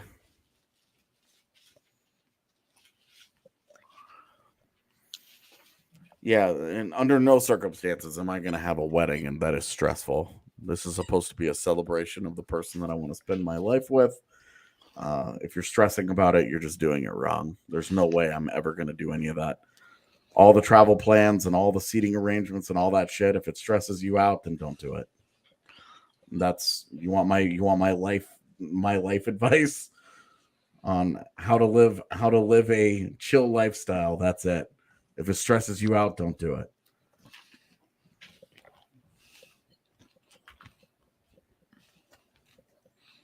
All right. What if living stresses you out? Yeah, like there are some things that you absolutely. Ooh, Kadra got it. Nice. There you go, Blaze. Blaze gets a bet. I love that Kadri scores and people are like, "Oh, it's not 3-1." It's like Blaze wins money. It's like, have you seen Blaze's house? He's not hurting. He doesn't need it. He doesn't need it.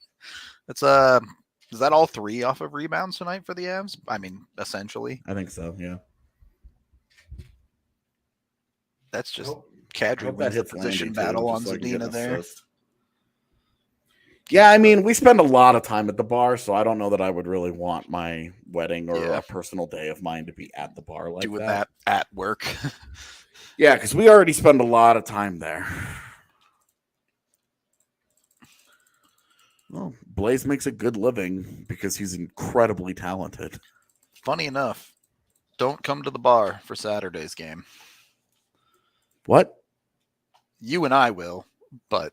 No, it's Friday. Oh, yeah, sorry. Don't come to the bar for Friday's game. For the start of Friday's game. Yeah, because there's a private party at the bar. Yeah. For a wedding. For a wedding, enough. Yeah. For a DNVR employee. Yeah.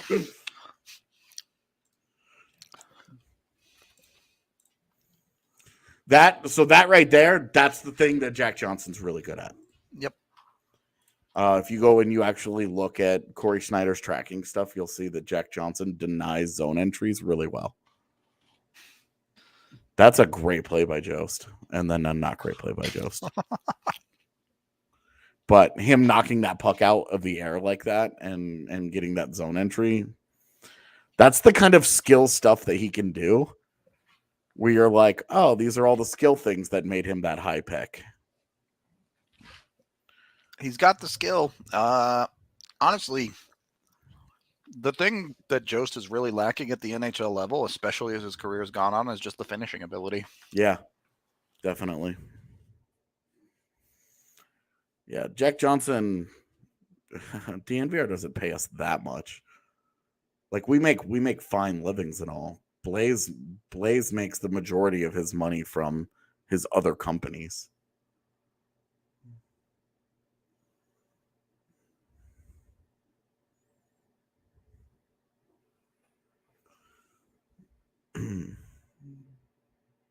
Because he's super talented.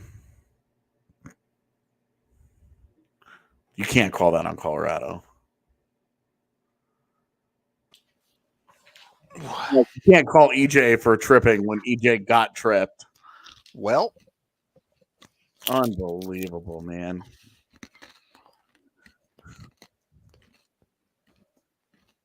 Dude, that's fucking soft trip, even if he didn't get tripped. I think it was on Rasmussen. Oh, good. Yeah. Okay. But, like, I'm surprised they didn't even it up, given what they did earlier in the game, but... Yeah. Appreciate the compliment. Rudo's and I's talents just aren't as valuable on the marketplace as Blaze's talents are. No doubt about that. Because Rudo and I are good at exactly one thing, and Blaze is good at one thing that is marketable to every company in existence. So a little different. Point 4, do we really have to waste time with this? Come on. Yeah, just go to the locker room. Blaze is a graphic designer. I mean, is that even reductive to call him that? I'm gonna hit him up right now. Blaze, what's your job title? Big fucking boss. His job title at this point is dad. Yeah, he does so many things.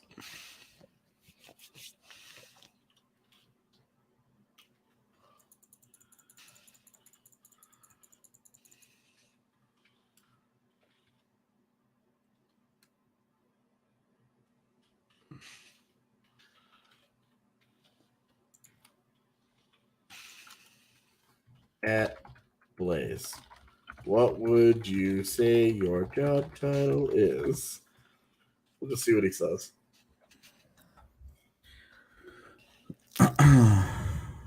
What?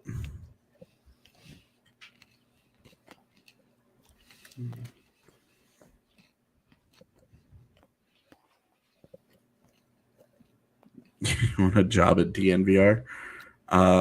You get you can get a job in the. I don't If know you want a get job at in the kitchen, bar, that's a separate entity than the sports media company, technically.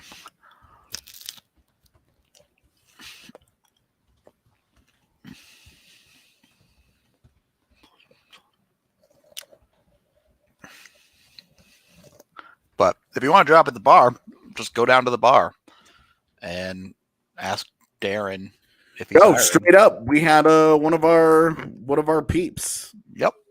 Tiff works at the bar now. Yep. Was at the bar for the games and She was was like there for every game anyway. Yeah, she was like, I'm here all the time. Y'all need help? Need a job? Bam. Now she works there. Yahtzee.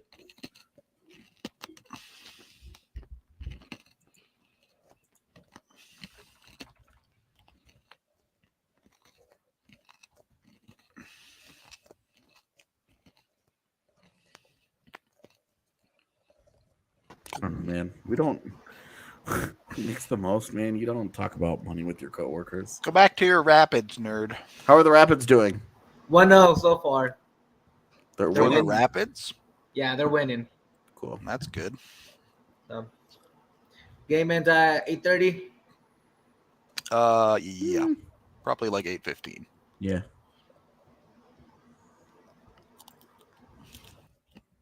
Bye out here. God, I'm hungry, man. Go get some food. It's intermission. I was gonna order food and Now it's too late. it's not though because it's only 7:15. Yeah, but your food's going to get here in the middle of the post-game show if you order it now. Yeah. Well, that's okay though. Oh, I see. Because at least then I would have it, right? True. Yeah. See, Eddie, you telling us the Kadri man can isn't a shirt idea. Those are just words. I'm not trying to be reductive. I'm just saying, look, you get the difference, right?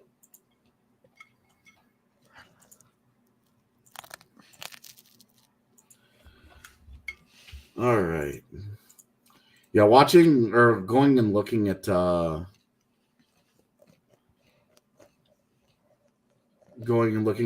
Olason's splits in the OHL has been pretty funny. 11 goals and 1 assist with the Generals. And just 7 of those goals came in like 2 games. Yeah, the 2 games last week. We're doing prospects tomorrow. Let's talk about Olason. Yep. He exists. He's really good at the thing that he does. How high do you have him? 2. You have him at 2. Mm-hmm. All upside there, though, obviously. I don't know that I have him that high. I haven't made my list yet. I know who's at 1. 1 is easy. Oh? Who's your 1? Is it Barron? Yeah. Oh. Why is it easy? State your case. He already has NHL games. He has the highest ceiling of any of the defensive prospects, certainly. Probably the highest ceiling of maybe anybody but Olason in the system. I think it's pretty straightforward. Unless you're really, really putting stock into like NHL proximity for someone else, I don't see how you can't have Barron at 1. Okay.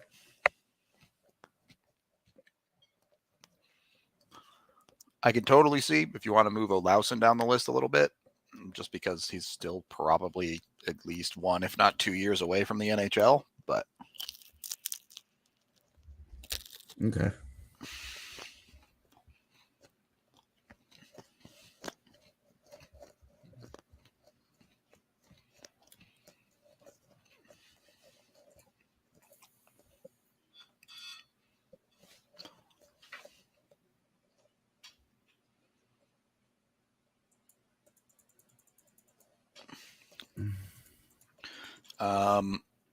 all right. So I didn't put in and in on my list, to be clear, just because ranking goalies against skaters is weird. So it's an important thing that we'll get into tomorrow, but yeah, we don't have Annanen on the list. Like we've always done separate lists. Like there's a list, there's skaters, and then there's goalies. Right now, obviously, it's Annanen, Minor. Yeah, very clear. Schmakov is technically. I do think that Minor is a real prospect, though. I don't think that he's just a token 7th round guy. Okay. Personally, if we were to integrate them into the top 10, he wouldn't be in the top 10. But no, I would have him not far out of it. I think I would probably have him 12-ish. And you get outside the Avs top 10, and it falls off pretty quick.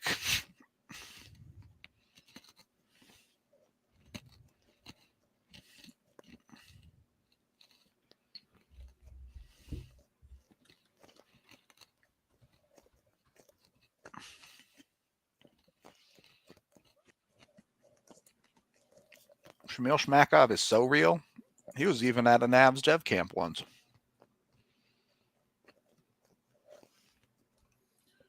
Tell you what, man.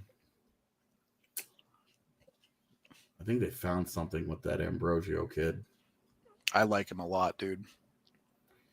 Well, I just think he's so feisty. Yep. You know who he kind of reminds me of? Who? Mangiapane. Don't think the talent level's quite there. I don't think the playmaking is there because he's more of a goal scorer than a playmaker. Yep. But the try hard and the feistiness and the size and the skill level, I think, are pretty similar. I mean, the thing I love about him is despite his size, he has the skating and the willingness to go to the dirty areas. Yeah. I mean, there's one, and obviously we'll get deeper into this tomorrow, but one common thread between both Barons and Ambrosio is that small but fearless. Yep. Like they have absolutely no doubt that they are tiny guys who have to play up. Yep. And they understand that, and they're both very comfortable with it. Yep.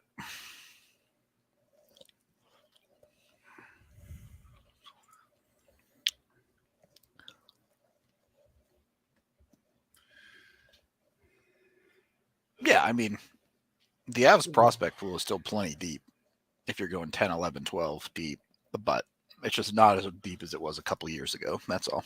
Yeah. Blaze's official title, by the way, is creative director. Creative director. Yeah. Love it.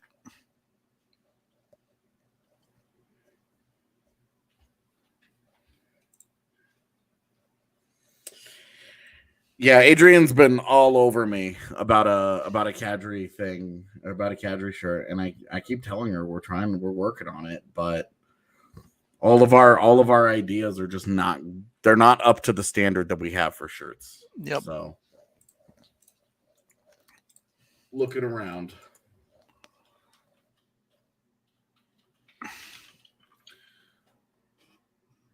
If somebody has a better idea than that, then dope.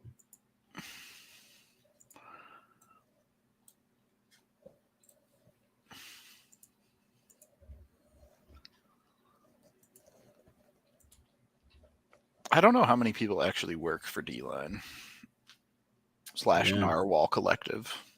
Yeah, I don't know.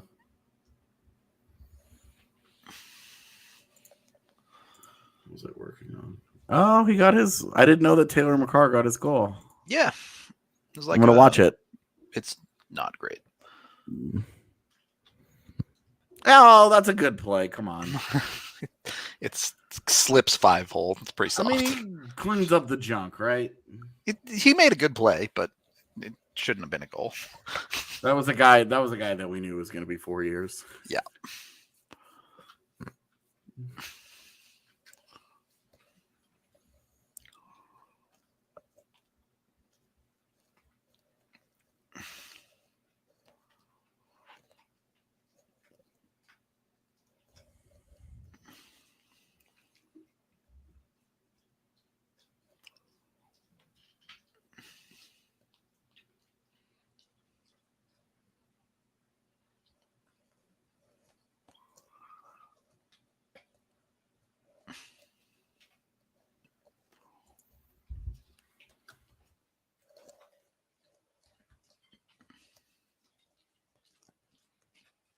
You have either a Russian in your top 10.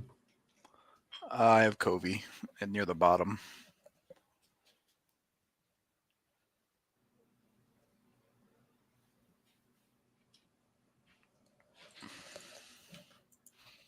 In fact, I think he might even be like 10. Let me look. Oh, you got a picture for me. That's nice. Oh, I don't. Never mind. I have Covey at 11.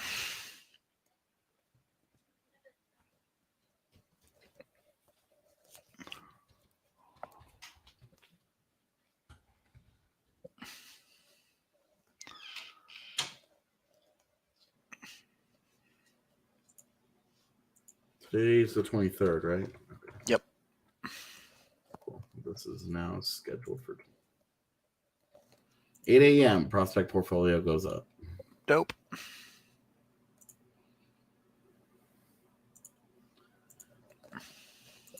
And then we will probably also have a piece on Eustace Anadin tomorrow.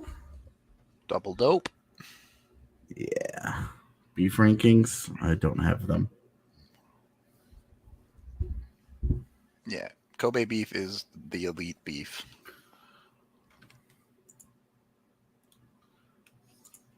That's the end of the list. All other beef is also good, but not as good as Kobe beef. You have like USDA Prime or whatever their best is. That's real good. Then you slowly work your way down to chuck steak at the bottom.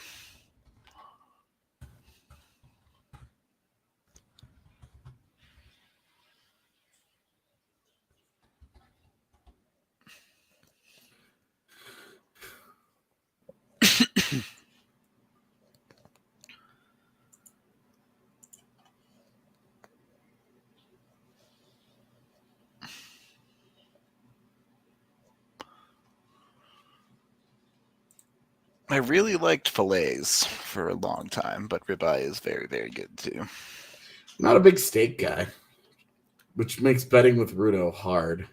I mean, we can change it to whatever dinner you want. It's fine. I'm good. I'm good with steak. It will be fun when you have to take me out for a steak dinner. I'm gonna make you and Jesse do it on back-to-back days, so I don't ever want steak again. I mean, this is by the transitive property. It's still going to be Blaze that owes you a steak anyway. So That's okay. who at DNVR has tried the Green Chef boxes? Would love to know what they thought. Been looking at that one too. I tried them. They're good. I'm not a person that eats like any sort of vegan or keto or any of those diets, but I still really like the food that they gave us.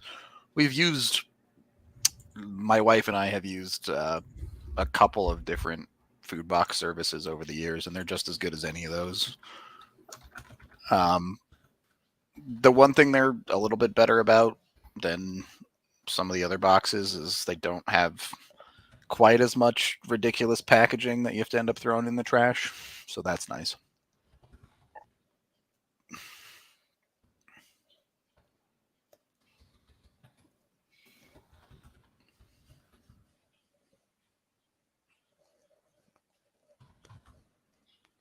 Yeah, I would not trust any of the altitude bets. I'll put it that way. They go off the wall crazy with their bets. Well, and they're trying to like, you know, it's big homer bets, and then they're also trying to get plus value on everything. Yep. And trying to get plus value on the abs means you have to get a little. We're gonna get into Shane Bowers tomorrow because I've got thoughts. I'm sure he does. I've got thoughts on Shane Bowers. I don't know what the best steakhouse in Denver is, to be honest. There isn't like an elite steakhouse here, really.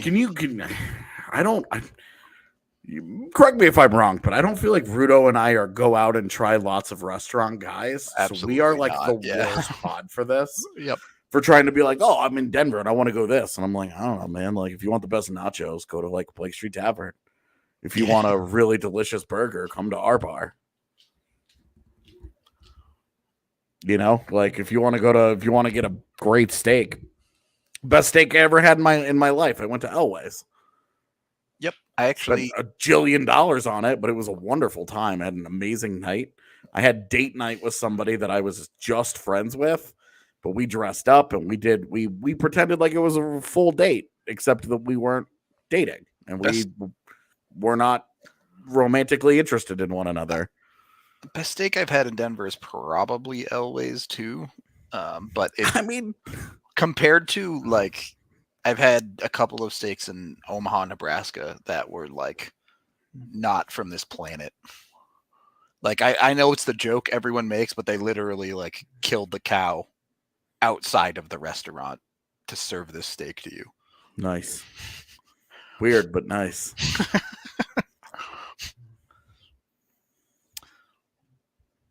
How do you guys know when you're going to marry your partners? Well, we were together for 9 years, so we figured we should probably do it eventually.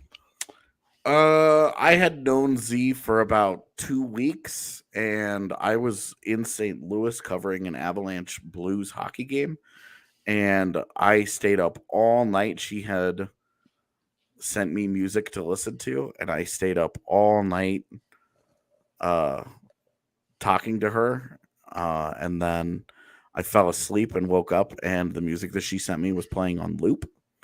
And when I woke up, I was like, yep, this is the person that I want to marry. And tricked her into agreeing to it like 6 months later. So just been trying to hang on ever since. But I always say that it was easier because Z and I were a little bit, we're into our 30s. And when we met and we had gone through a number of failed long-term relationships, and so we kind of had a solid idea of what felt wrong and like warning signs and things that weren't great for either of us. And with her, it was just always, I've always been really at peace anytime that I talk to her, and like I love spending time with her. I never get sick of it. Like we're always around each other. When obviously we're in separate countries, so when we're apart, it's hard. But when we're together, it's just like I'm just so at peace with everything all the time, and I'm calm and I'm just comfortable. I've never been more comfortable being who I am. Like for better or worse, the gross stuff, the cool stuff, whatever. It just all for me. It just I'm just comfortable. I feel whole. I feel complete. I feel like that's my person. Easy. And if we had spent 9 years together, that would probably, my answer would have been the same as Rudo's. Well, we've been together forever and it worked. So this is 1 + 1 = 2. Third period is going 1950, 49, 48, 47. There's your time check. Hell yeah. I totally forgot that they were on a power play. Yep. They can essentially end this shit right now if they wanted to. A little Kale to Kadri play to get Blaze all of his bets. That's where we're at right now. Yeah. What's up? We don't need that. We just need a Kadri assist at this point. True. Have the goal. Just points right here. Landy scores. They make it work. Yeah. All right, now Kadri's gonna have to touch it again, but that's okay. I mean, Mikko can just go score. All right, now we have problems. Yeah. It's okay. Miko fired it into a shin. Yeah, I mean, if a person is totally comfortable being alone too, there's nothing wrong with that. This idea that society like wants you like to jam people together. Not everybody is meant to spend their life with another person. Yep. You know, and there's nothing wrong with that. For me, I was always a person who wanted a partner in crime. I always wanted a person to go on vacation with and have adventures with and do all that, but also somebody that was comfortable not having kids, because I have no interest in building a family. My family can be me, Z, and whatever dogs she convinces me Is acceptable to buy. Yeah. Whatever number of dogs we get to, because there's one right now, there's a second that's absolutely happening at some point. And then after that, we'll just sort of see. Yep. But like, if you figured out life on your own and you're comfortable with that and you aren't after that, that's totally cool. This power play sucks. Yeah.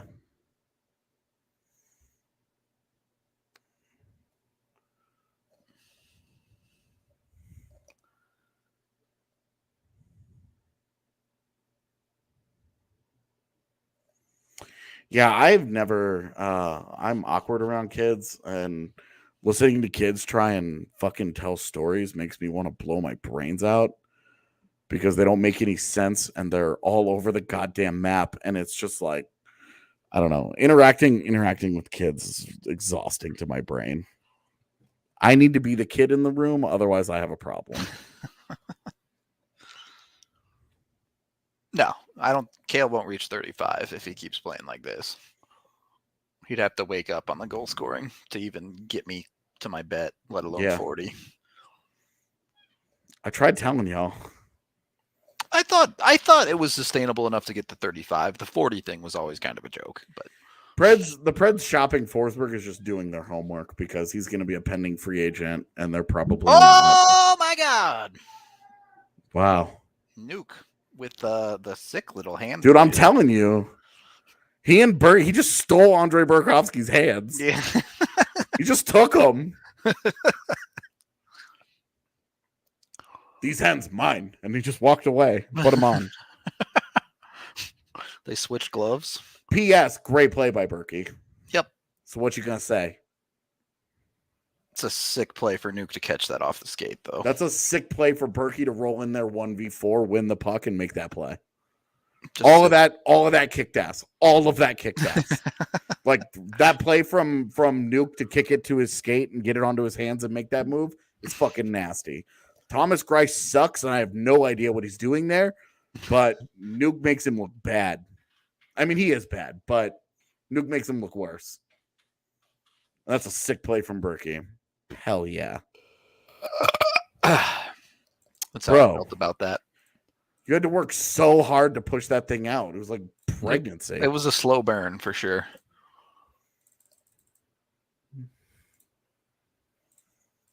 Yeah, I guess I could probably start writing now, huh? Yeah, this one's pretty over. I would make that. I think that would make for a bad watch along. And True.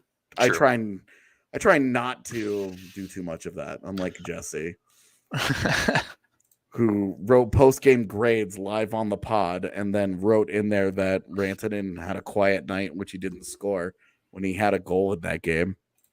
You hate to see it. Yeah, that was pretty funny. Felt terrible for him. Felt terrible that my editing didn't catch it.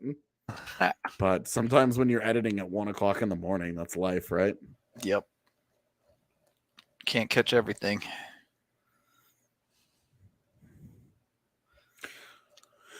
Especially because I'm not a big editor of content. I'm just an editor of like grammar-ish and stuff. Words. Like, just make sure that, if you use a comma, this is where a comma goes, and, things like that. That's my secret. I never use commas. I know. You and Evan are actually so funny because you're the exact opposite in your problems.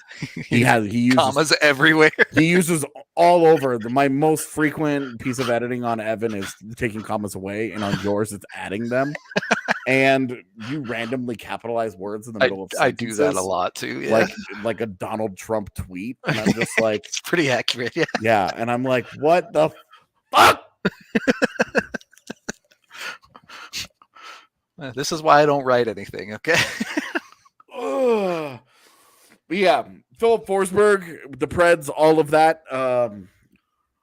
Yeah, that's just doing their homework because they're looking at their division and they're going, well, we had a super good first half and we're fourth.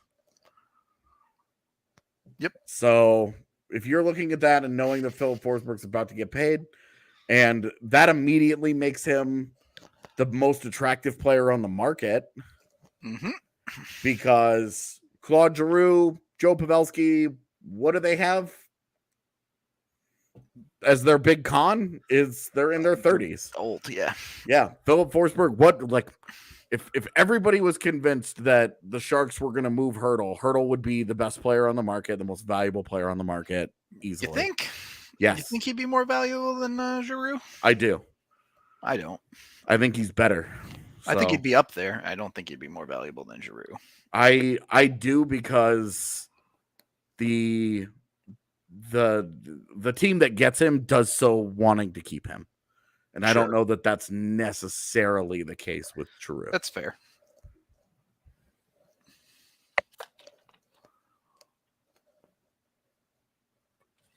Yeah, no, the Avs, and that's such a good play from Andre Burakovsky. Fuck all y'all.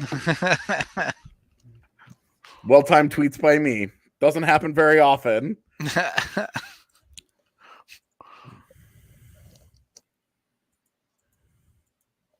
All right. People are fucking passionate. We have 44 replies to asking about this Kadri shirt on Twitter. Yeah, I have 4 DMs, so. And this is all stuff where I'm just like, guys, I really don't have. I really don't have thoughts on any of this. This isn't really like the thing that I do, you know? Yep. You and I can come up with ideas and stuff, but this is not where we excel. Making a cool design is definitely not it. Even coming up with the idea, like how many ideas have we had that have turned into shirts? Not many. And like even ideas we had, like we pushed the Man Rocket thing a lot, but that wasn't like our idea. That was just like a thing that happened. Yeah. And like we didn't, like nobody called Mikko Rantanen anything related to a moose until his lockout. Yep. And then Jared Bednar said it in a post-game interview. Oh, I leaned down and I told him that the moose was back. And then it was on from there. He's been the moose ever since. Yeah. Like nobody knew that anybody called him that. And then everything since then has been fucking moose related. I would love a bisexual shirt. I just think that there's some issues with that for sure. There. Yeah. Because the last thing that you look, sexuality is a real thing, and the people who struggle with it, it is an unimaginable struggle that I in no way can relate to, and I absolutely have no interest in trying to make light those of that. Yeah. in making light of how hard that is, and making those people feel like did I get in? I am unappreciative or unserious about that conversation. I think it would be awesome if I felt comfortable that everybody would know that it was just a for fun thing, and we thought it was fun and like lighthearted, and not something that was going to be like, look, a bunch of cis white men not taking this seriously. Yeah, no. Try and be respectful of the things that I can in no way relate to in life. It really isn't Devon's night. Dude, not at all. I'm glad Evan's doing grades. Because with Devon, I would probably give him a D and just be like, bad. His puck management is just not good. But yeah, it's been bad tonight. And that's an area where he's so good, if only because he makes all the right decisions. And that's why Berkey's gone 17 games without a goal. This would be game 17. So I want our second round picks back. That should be our Devontae shirt. 2 seconds. It should just be the trade card. Yeah. Evan's good. Evan's just cruising right along, living life. Daughter is good. Getting better every day. Hell yeah. Mavs just took a penalty.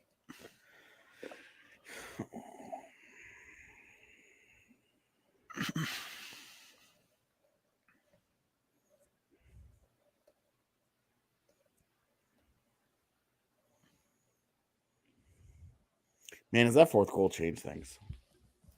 I mean, it certainly makes the rest of the game easier. I am not advocating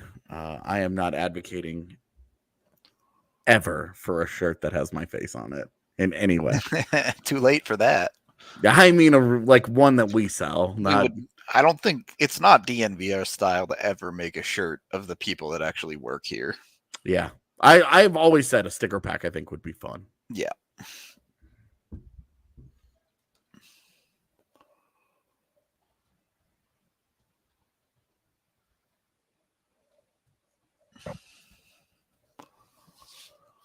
Is Corey Perry a Hall of Famer?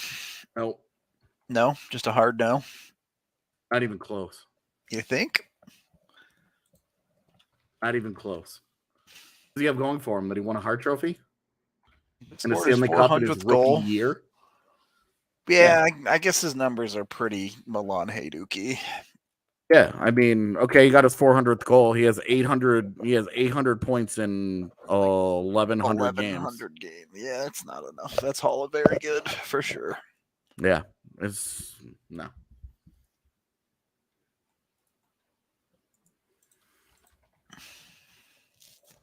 Hell, his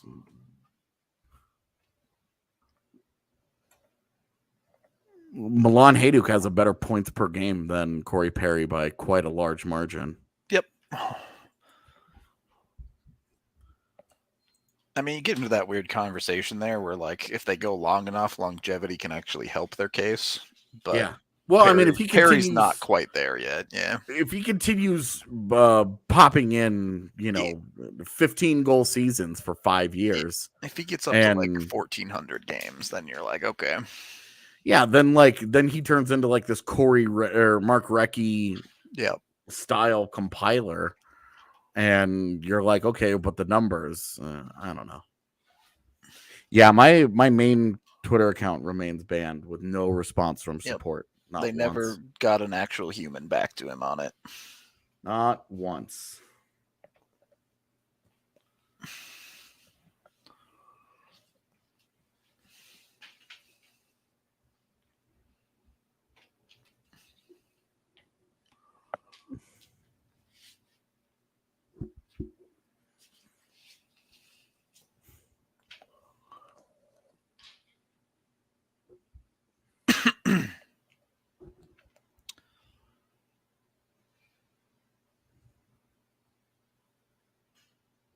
Ooh, that's a tough bounce.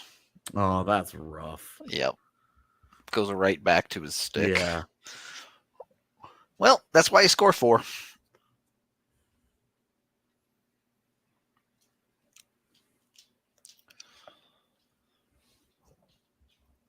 That's when you know it's not Taves' night.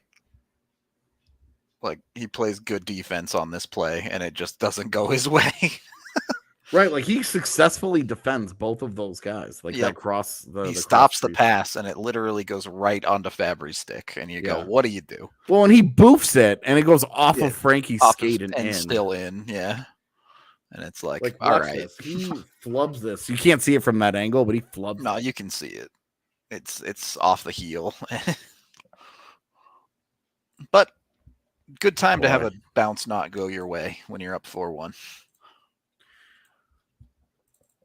Yeah, I mean, just still with 10 minutes to go, you don't want them to build it into Sure. something bigger. Game's not over, but also, it's not a bounce going against you when it's 3-2. Yeah. Just makes your life that much harder. See how this goes.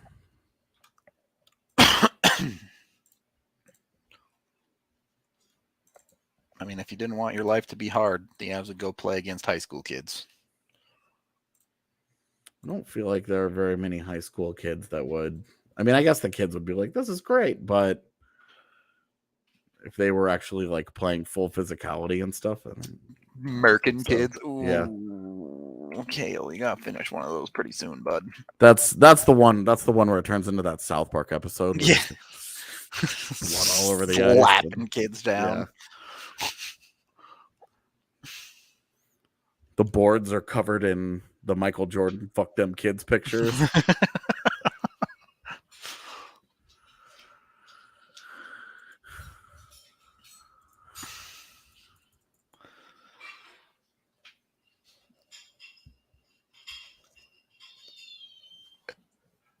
Ooh.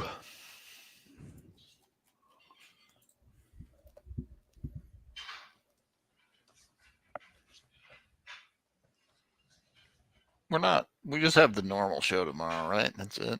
Yeah. Cool. Yeah, I don't know if Jesse was planning on being on that one or what his. I'm not sure. Whatever. No big deal either way. Yeah. Gotta pull the rest of my clips that we need for Friday.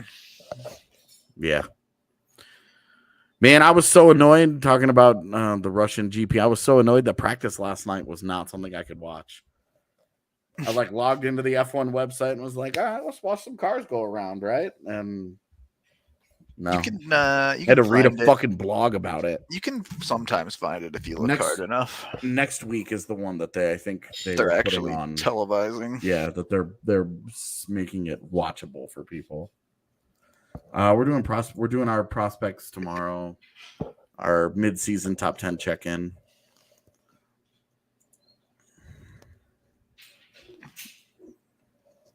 They're all simultaneously 40 goal scorers and busts. The end. Corey Perry had a 13th place finish in the Hart Trophy voting once. He got 3 third place votes, 4 fourth place votes, and 2 fifth place votes. So in that same year, Matt Duchesne got 1 third place vote, 1 fourth place vote, and 3 fifth place votes. Wild. Yeah. Varley, however, got a first place vote, 8 seconds, 23 thirds, 22 fourths, 9 fifths, and came in 4th place. It still didn't win the Vesna. Behind Claude Giroux.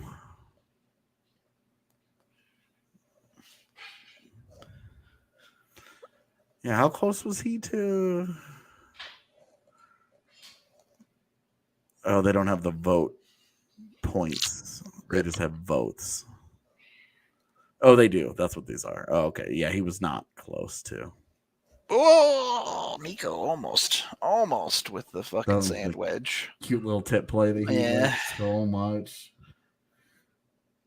That's the stuff that drives me crazy. Is that he loves those cute little plays where he doesn't have to do a lot for them, but he's just better than other guys. So he can just do it. Yeah, exactly. Golly, Berkey, the dude's working hard, man. Yep, needs a little help there, eh? Yeah, no kidding. Yeah, I would also not call that. You guys got that tripping call once already. Yeah. Like every time your guy gets touched and falls down now, is this tripping?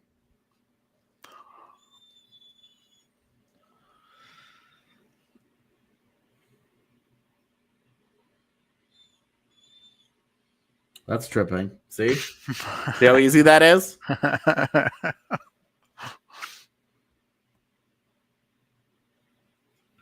Ooh, good cut. That was a really good job sealing off the wall from Gerard. Yep. Bertuzzi wanted to go around him, and he recognized it and said, "Nope, not this time."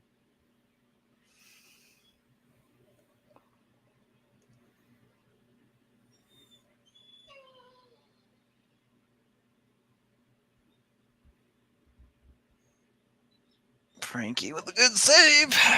Yep, gonna need one or two down the stretch. Yep.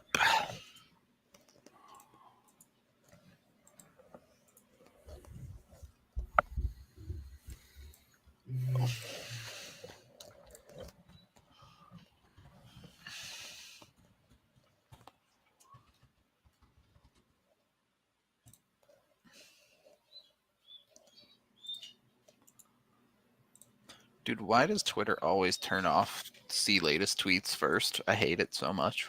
God, I can't stand it.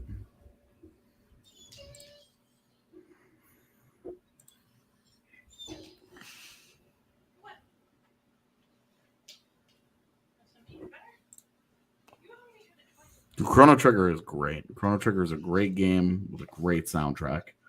One of the first video games ever made with a truly awesome soundtrack. That was not just like fucking garbage noises. 8-bit beat boop. Yeah, exactly. like actual. Somebody was like, "Let's put some real music into this." And it's crazy how much the music can help accentuate a story when it's used well.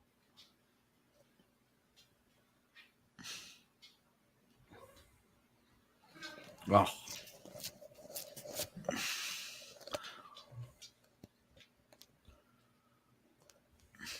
All right, guys.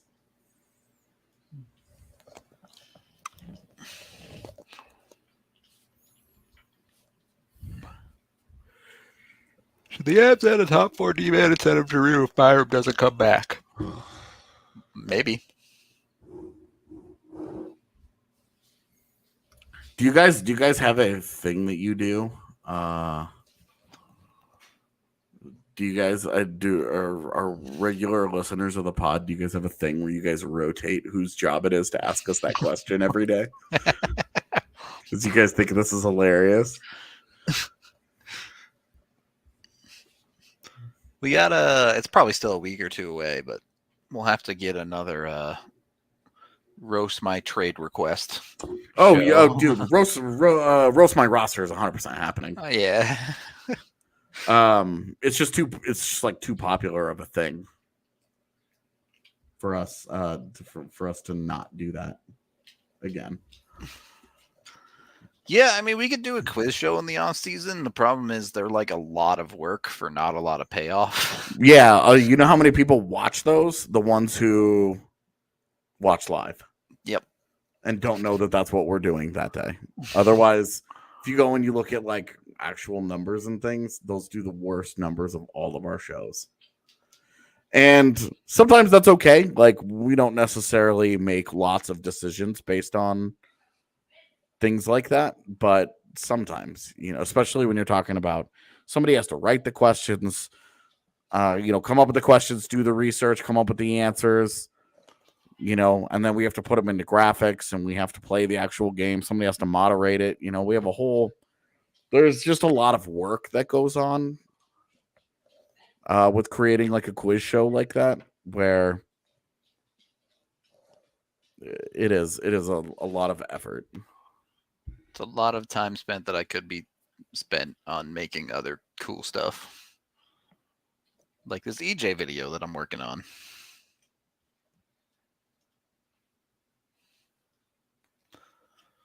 Yeah, I mean, I'm sure we'll get into some nonsense shows again in August and September, as we always do. But brother draft. At this point, given who the Avs have, it's got to be a sister draft, I think. We could do brother and sister draft. That'd be fun. Avs players in Hallmark movies was such a funny episode. Oh, that was good. That was good.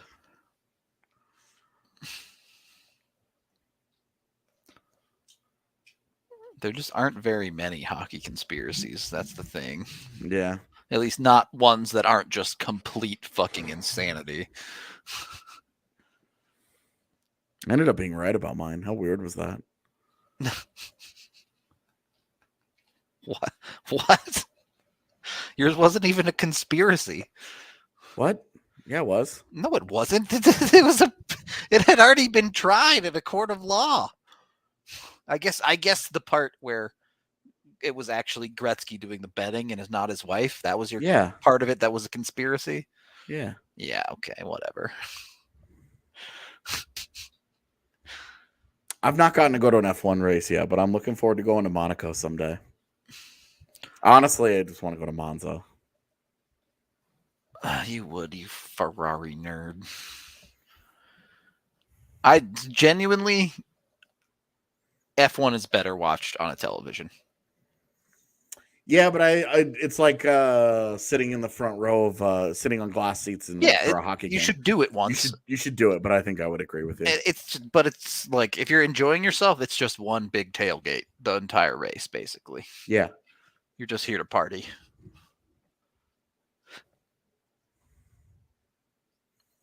I feel like Landy needs to make a little bit more of a serious effort at the blue line. That was half-assed. That was way more casual than I would like if that were to come back.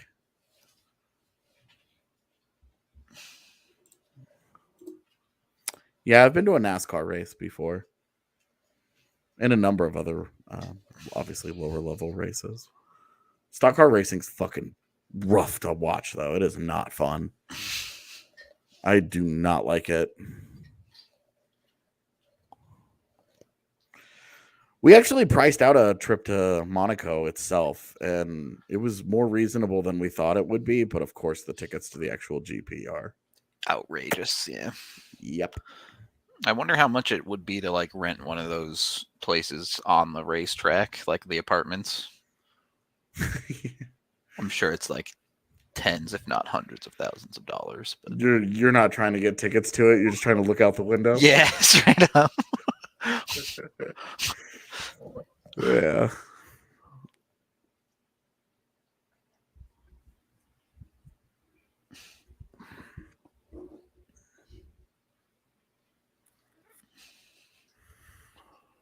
Your hometown. That could be so many places. Dude, I'm excited for it to go back to Vegas because I think that's such a cool. Dude, I think Vegas is dope. I think Miami will be fun. I guess it is Miami. I can't believe how insane it was in Austin for that race this last year. Yep. It's because there was like usually by the time they get to the Americas and in South America and Mexico, it's like, all right, the season's fucking over. Hamilton has won. But this year it was like, oh shit. It is true that the competitive field really made a lot more of the late season races compelling. Yep. Des Moines, hell yeah. I think Michael Massey earned getting fired. Yeah, AJ was very happy about that news. I didn't even follow the entire year, and he was bad at his job. Tons of questionable shit happened just in the 12 races that I followed, 10 races that I followed. Even like in previous years, he was not great at this job. Yeah, and then obviously you have a high profile, like in my mind, it was a catastrophic decision for the sake of competitive integrity, where you just fucking change your own rules and you go against everything. And you do it in such a manner that's in no way has been proven to be completely on the up and up. It only feels bad. It was just I don't know how you could have brought him back as race director after Abu Dhabi. JT Converse fancies are very, very bad. They always are, dude. He gets kicked in the head every single night. Somehow, despite playing awful, Devon Taves 29-4, 11 against. Yeah, always. It's always like that, dude. It's always like that. He's an actual machine. Like we talked about how poorly Cale Makar played the other day, and he was at like 60% Corsi. Yep. And he was positive in scoring chances, all kinds of shit. And you're just like, okay. Good Lord. My favorite DNVR personality. I don't know. These people are like family. I've spent so much time with them over the years. These I don't people know aren't that I would- personalities to us. They're just Yeah. people. I tell you what, the ones, the two people that I am 1,000% convinced that I'm gonna know the rest of my life that are not on the Avs beat are Allie and RK.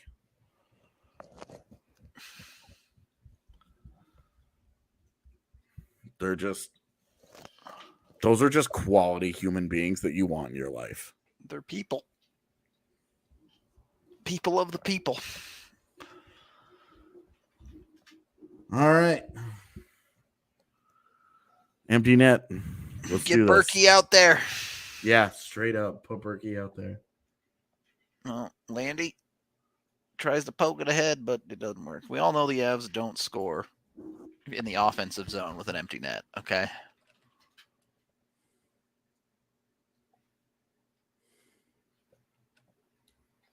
I don't know what this is. Ooh, nice little play there by Mikko to knock that puck down. Yeah, it was. Ooh, that looked close.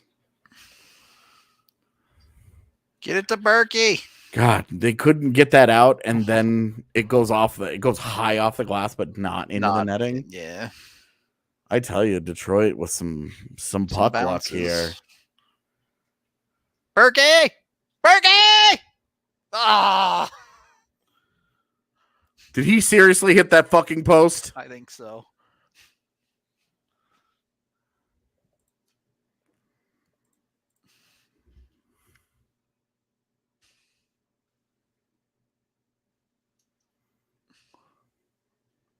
Oh my god, dude.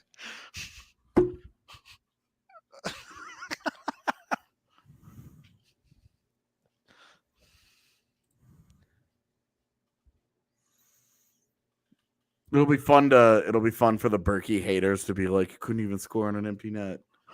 And then if he does score into an empty net, they'll be like, yeah, but it was an empty net goal.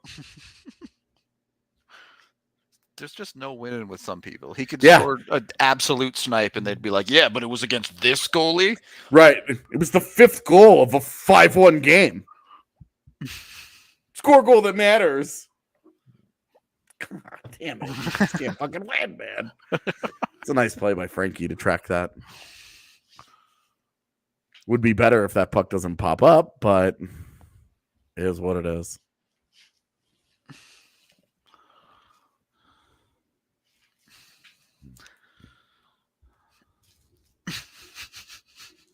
Dude, no one is as salty as Nazem Kadri in the face-off shot. I tell you what. Dude, there are some times where he doesn't even say a word and gets tossed out and just skates away, and you can just feel the heat. Yeah. Come on, Naz, just body that guy. Nope.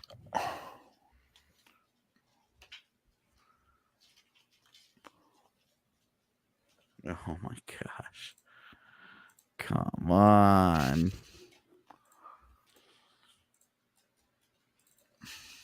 Feels like it's later in the game than it is.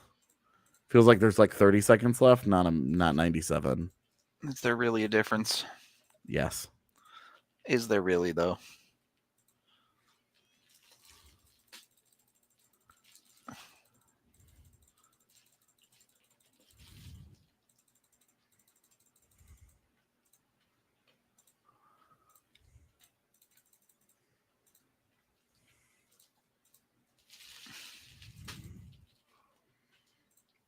You know, Minnesota has 13 6-on-5 goals this year. Do they really? Yeah. Jesus. Pump those numbers up. Well, I'm like, how crazy that is. You pull the goalie, and like, if you going into a year, if you score 5 6-on-5 goals, I feel like you've had a good year. There you go. There's the save they needed from Frankie. But fucking 13 of them in 40 games is like, why are you in 6-on-5 so much?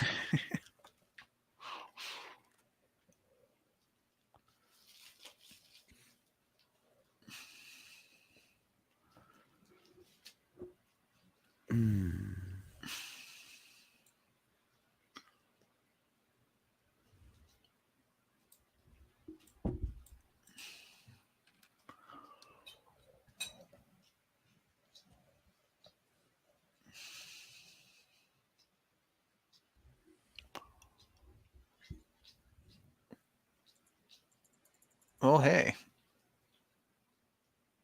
The Rapids are going to win 2-0.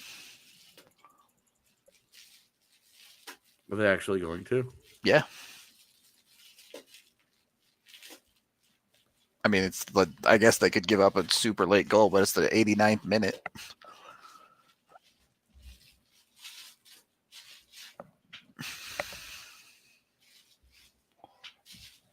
Yeah, I was like, I'm sorry, but I remember Thanksgiving Day. Sorry, Rapids fans. Sucks to suck. I was so mad, dude. I was sitting at a rest stop in Kansas somewhere, and straight up just punched the thing in front of me.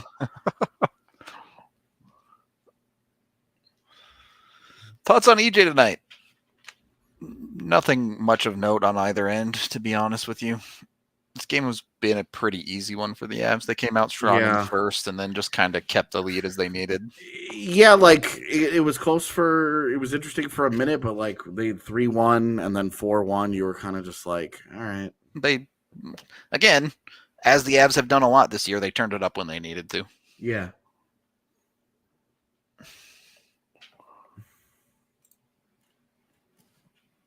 And like a lot of this late game stuff just hasn't been that dangerous. There's been a nice save or two, but that's why you pay your goaltender. Yep. Like if your goalie can't make a couple of these saves, dude, like this is not like an accomplishment for a guy to make some of these saves.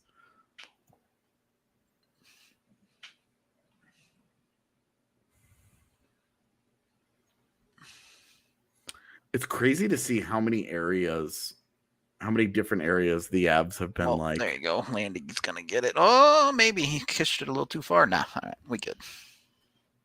Fuck yeah, it's good for my fantasy team. I tell you what, dude, I got in a league full of Avs fans. I got Landy in like the 7th round and crushing it.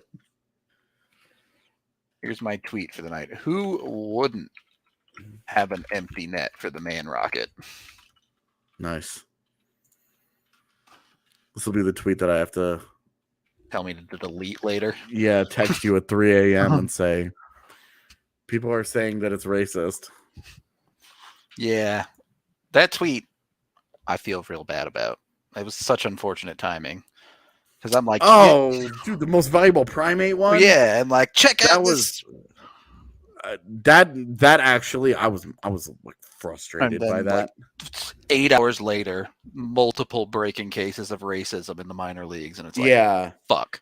And like that tweet was already like the tweet was up, like it wasn't like there were it broke, it was up. Several high profile things that happened, and then you were like, let's go with most valuable primate today. Dude, I was legit like mad about that. Oh my gosh. That went in, right? Either way, holy fuck, Curtis McDermott. It hit a post, I'm pretty sure. I'm pretty sure it fell into Frankie's pad. That's crazy. I'm pretty sure Frankie just said, "Who are you?" to somebody. Oh, that's hilarious. Yeah, why are we still here? We gotta do stuff.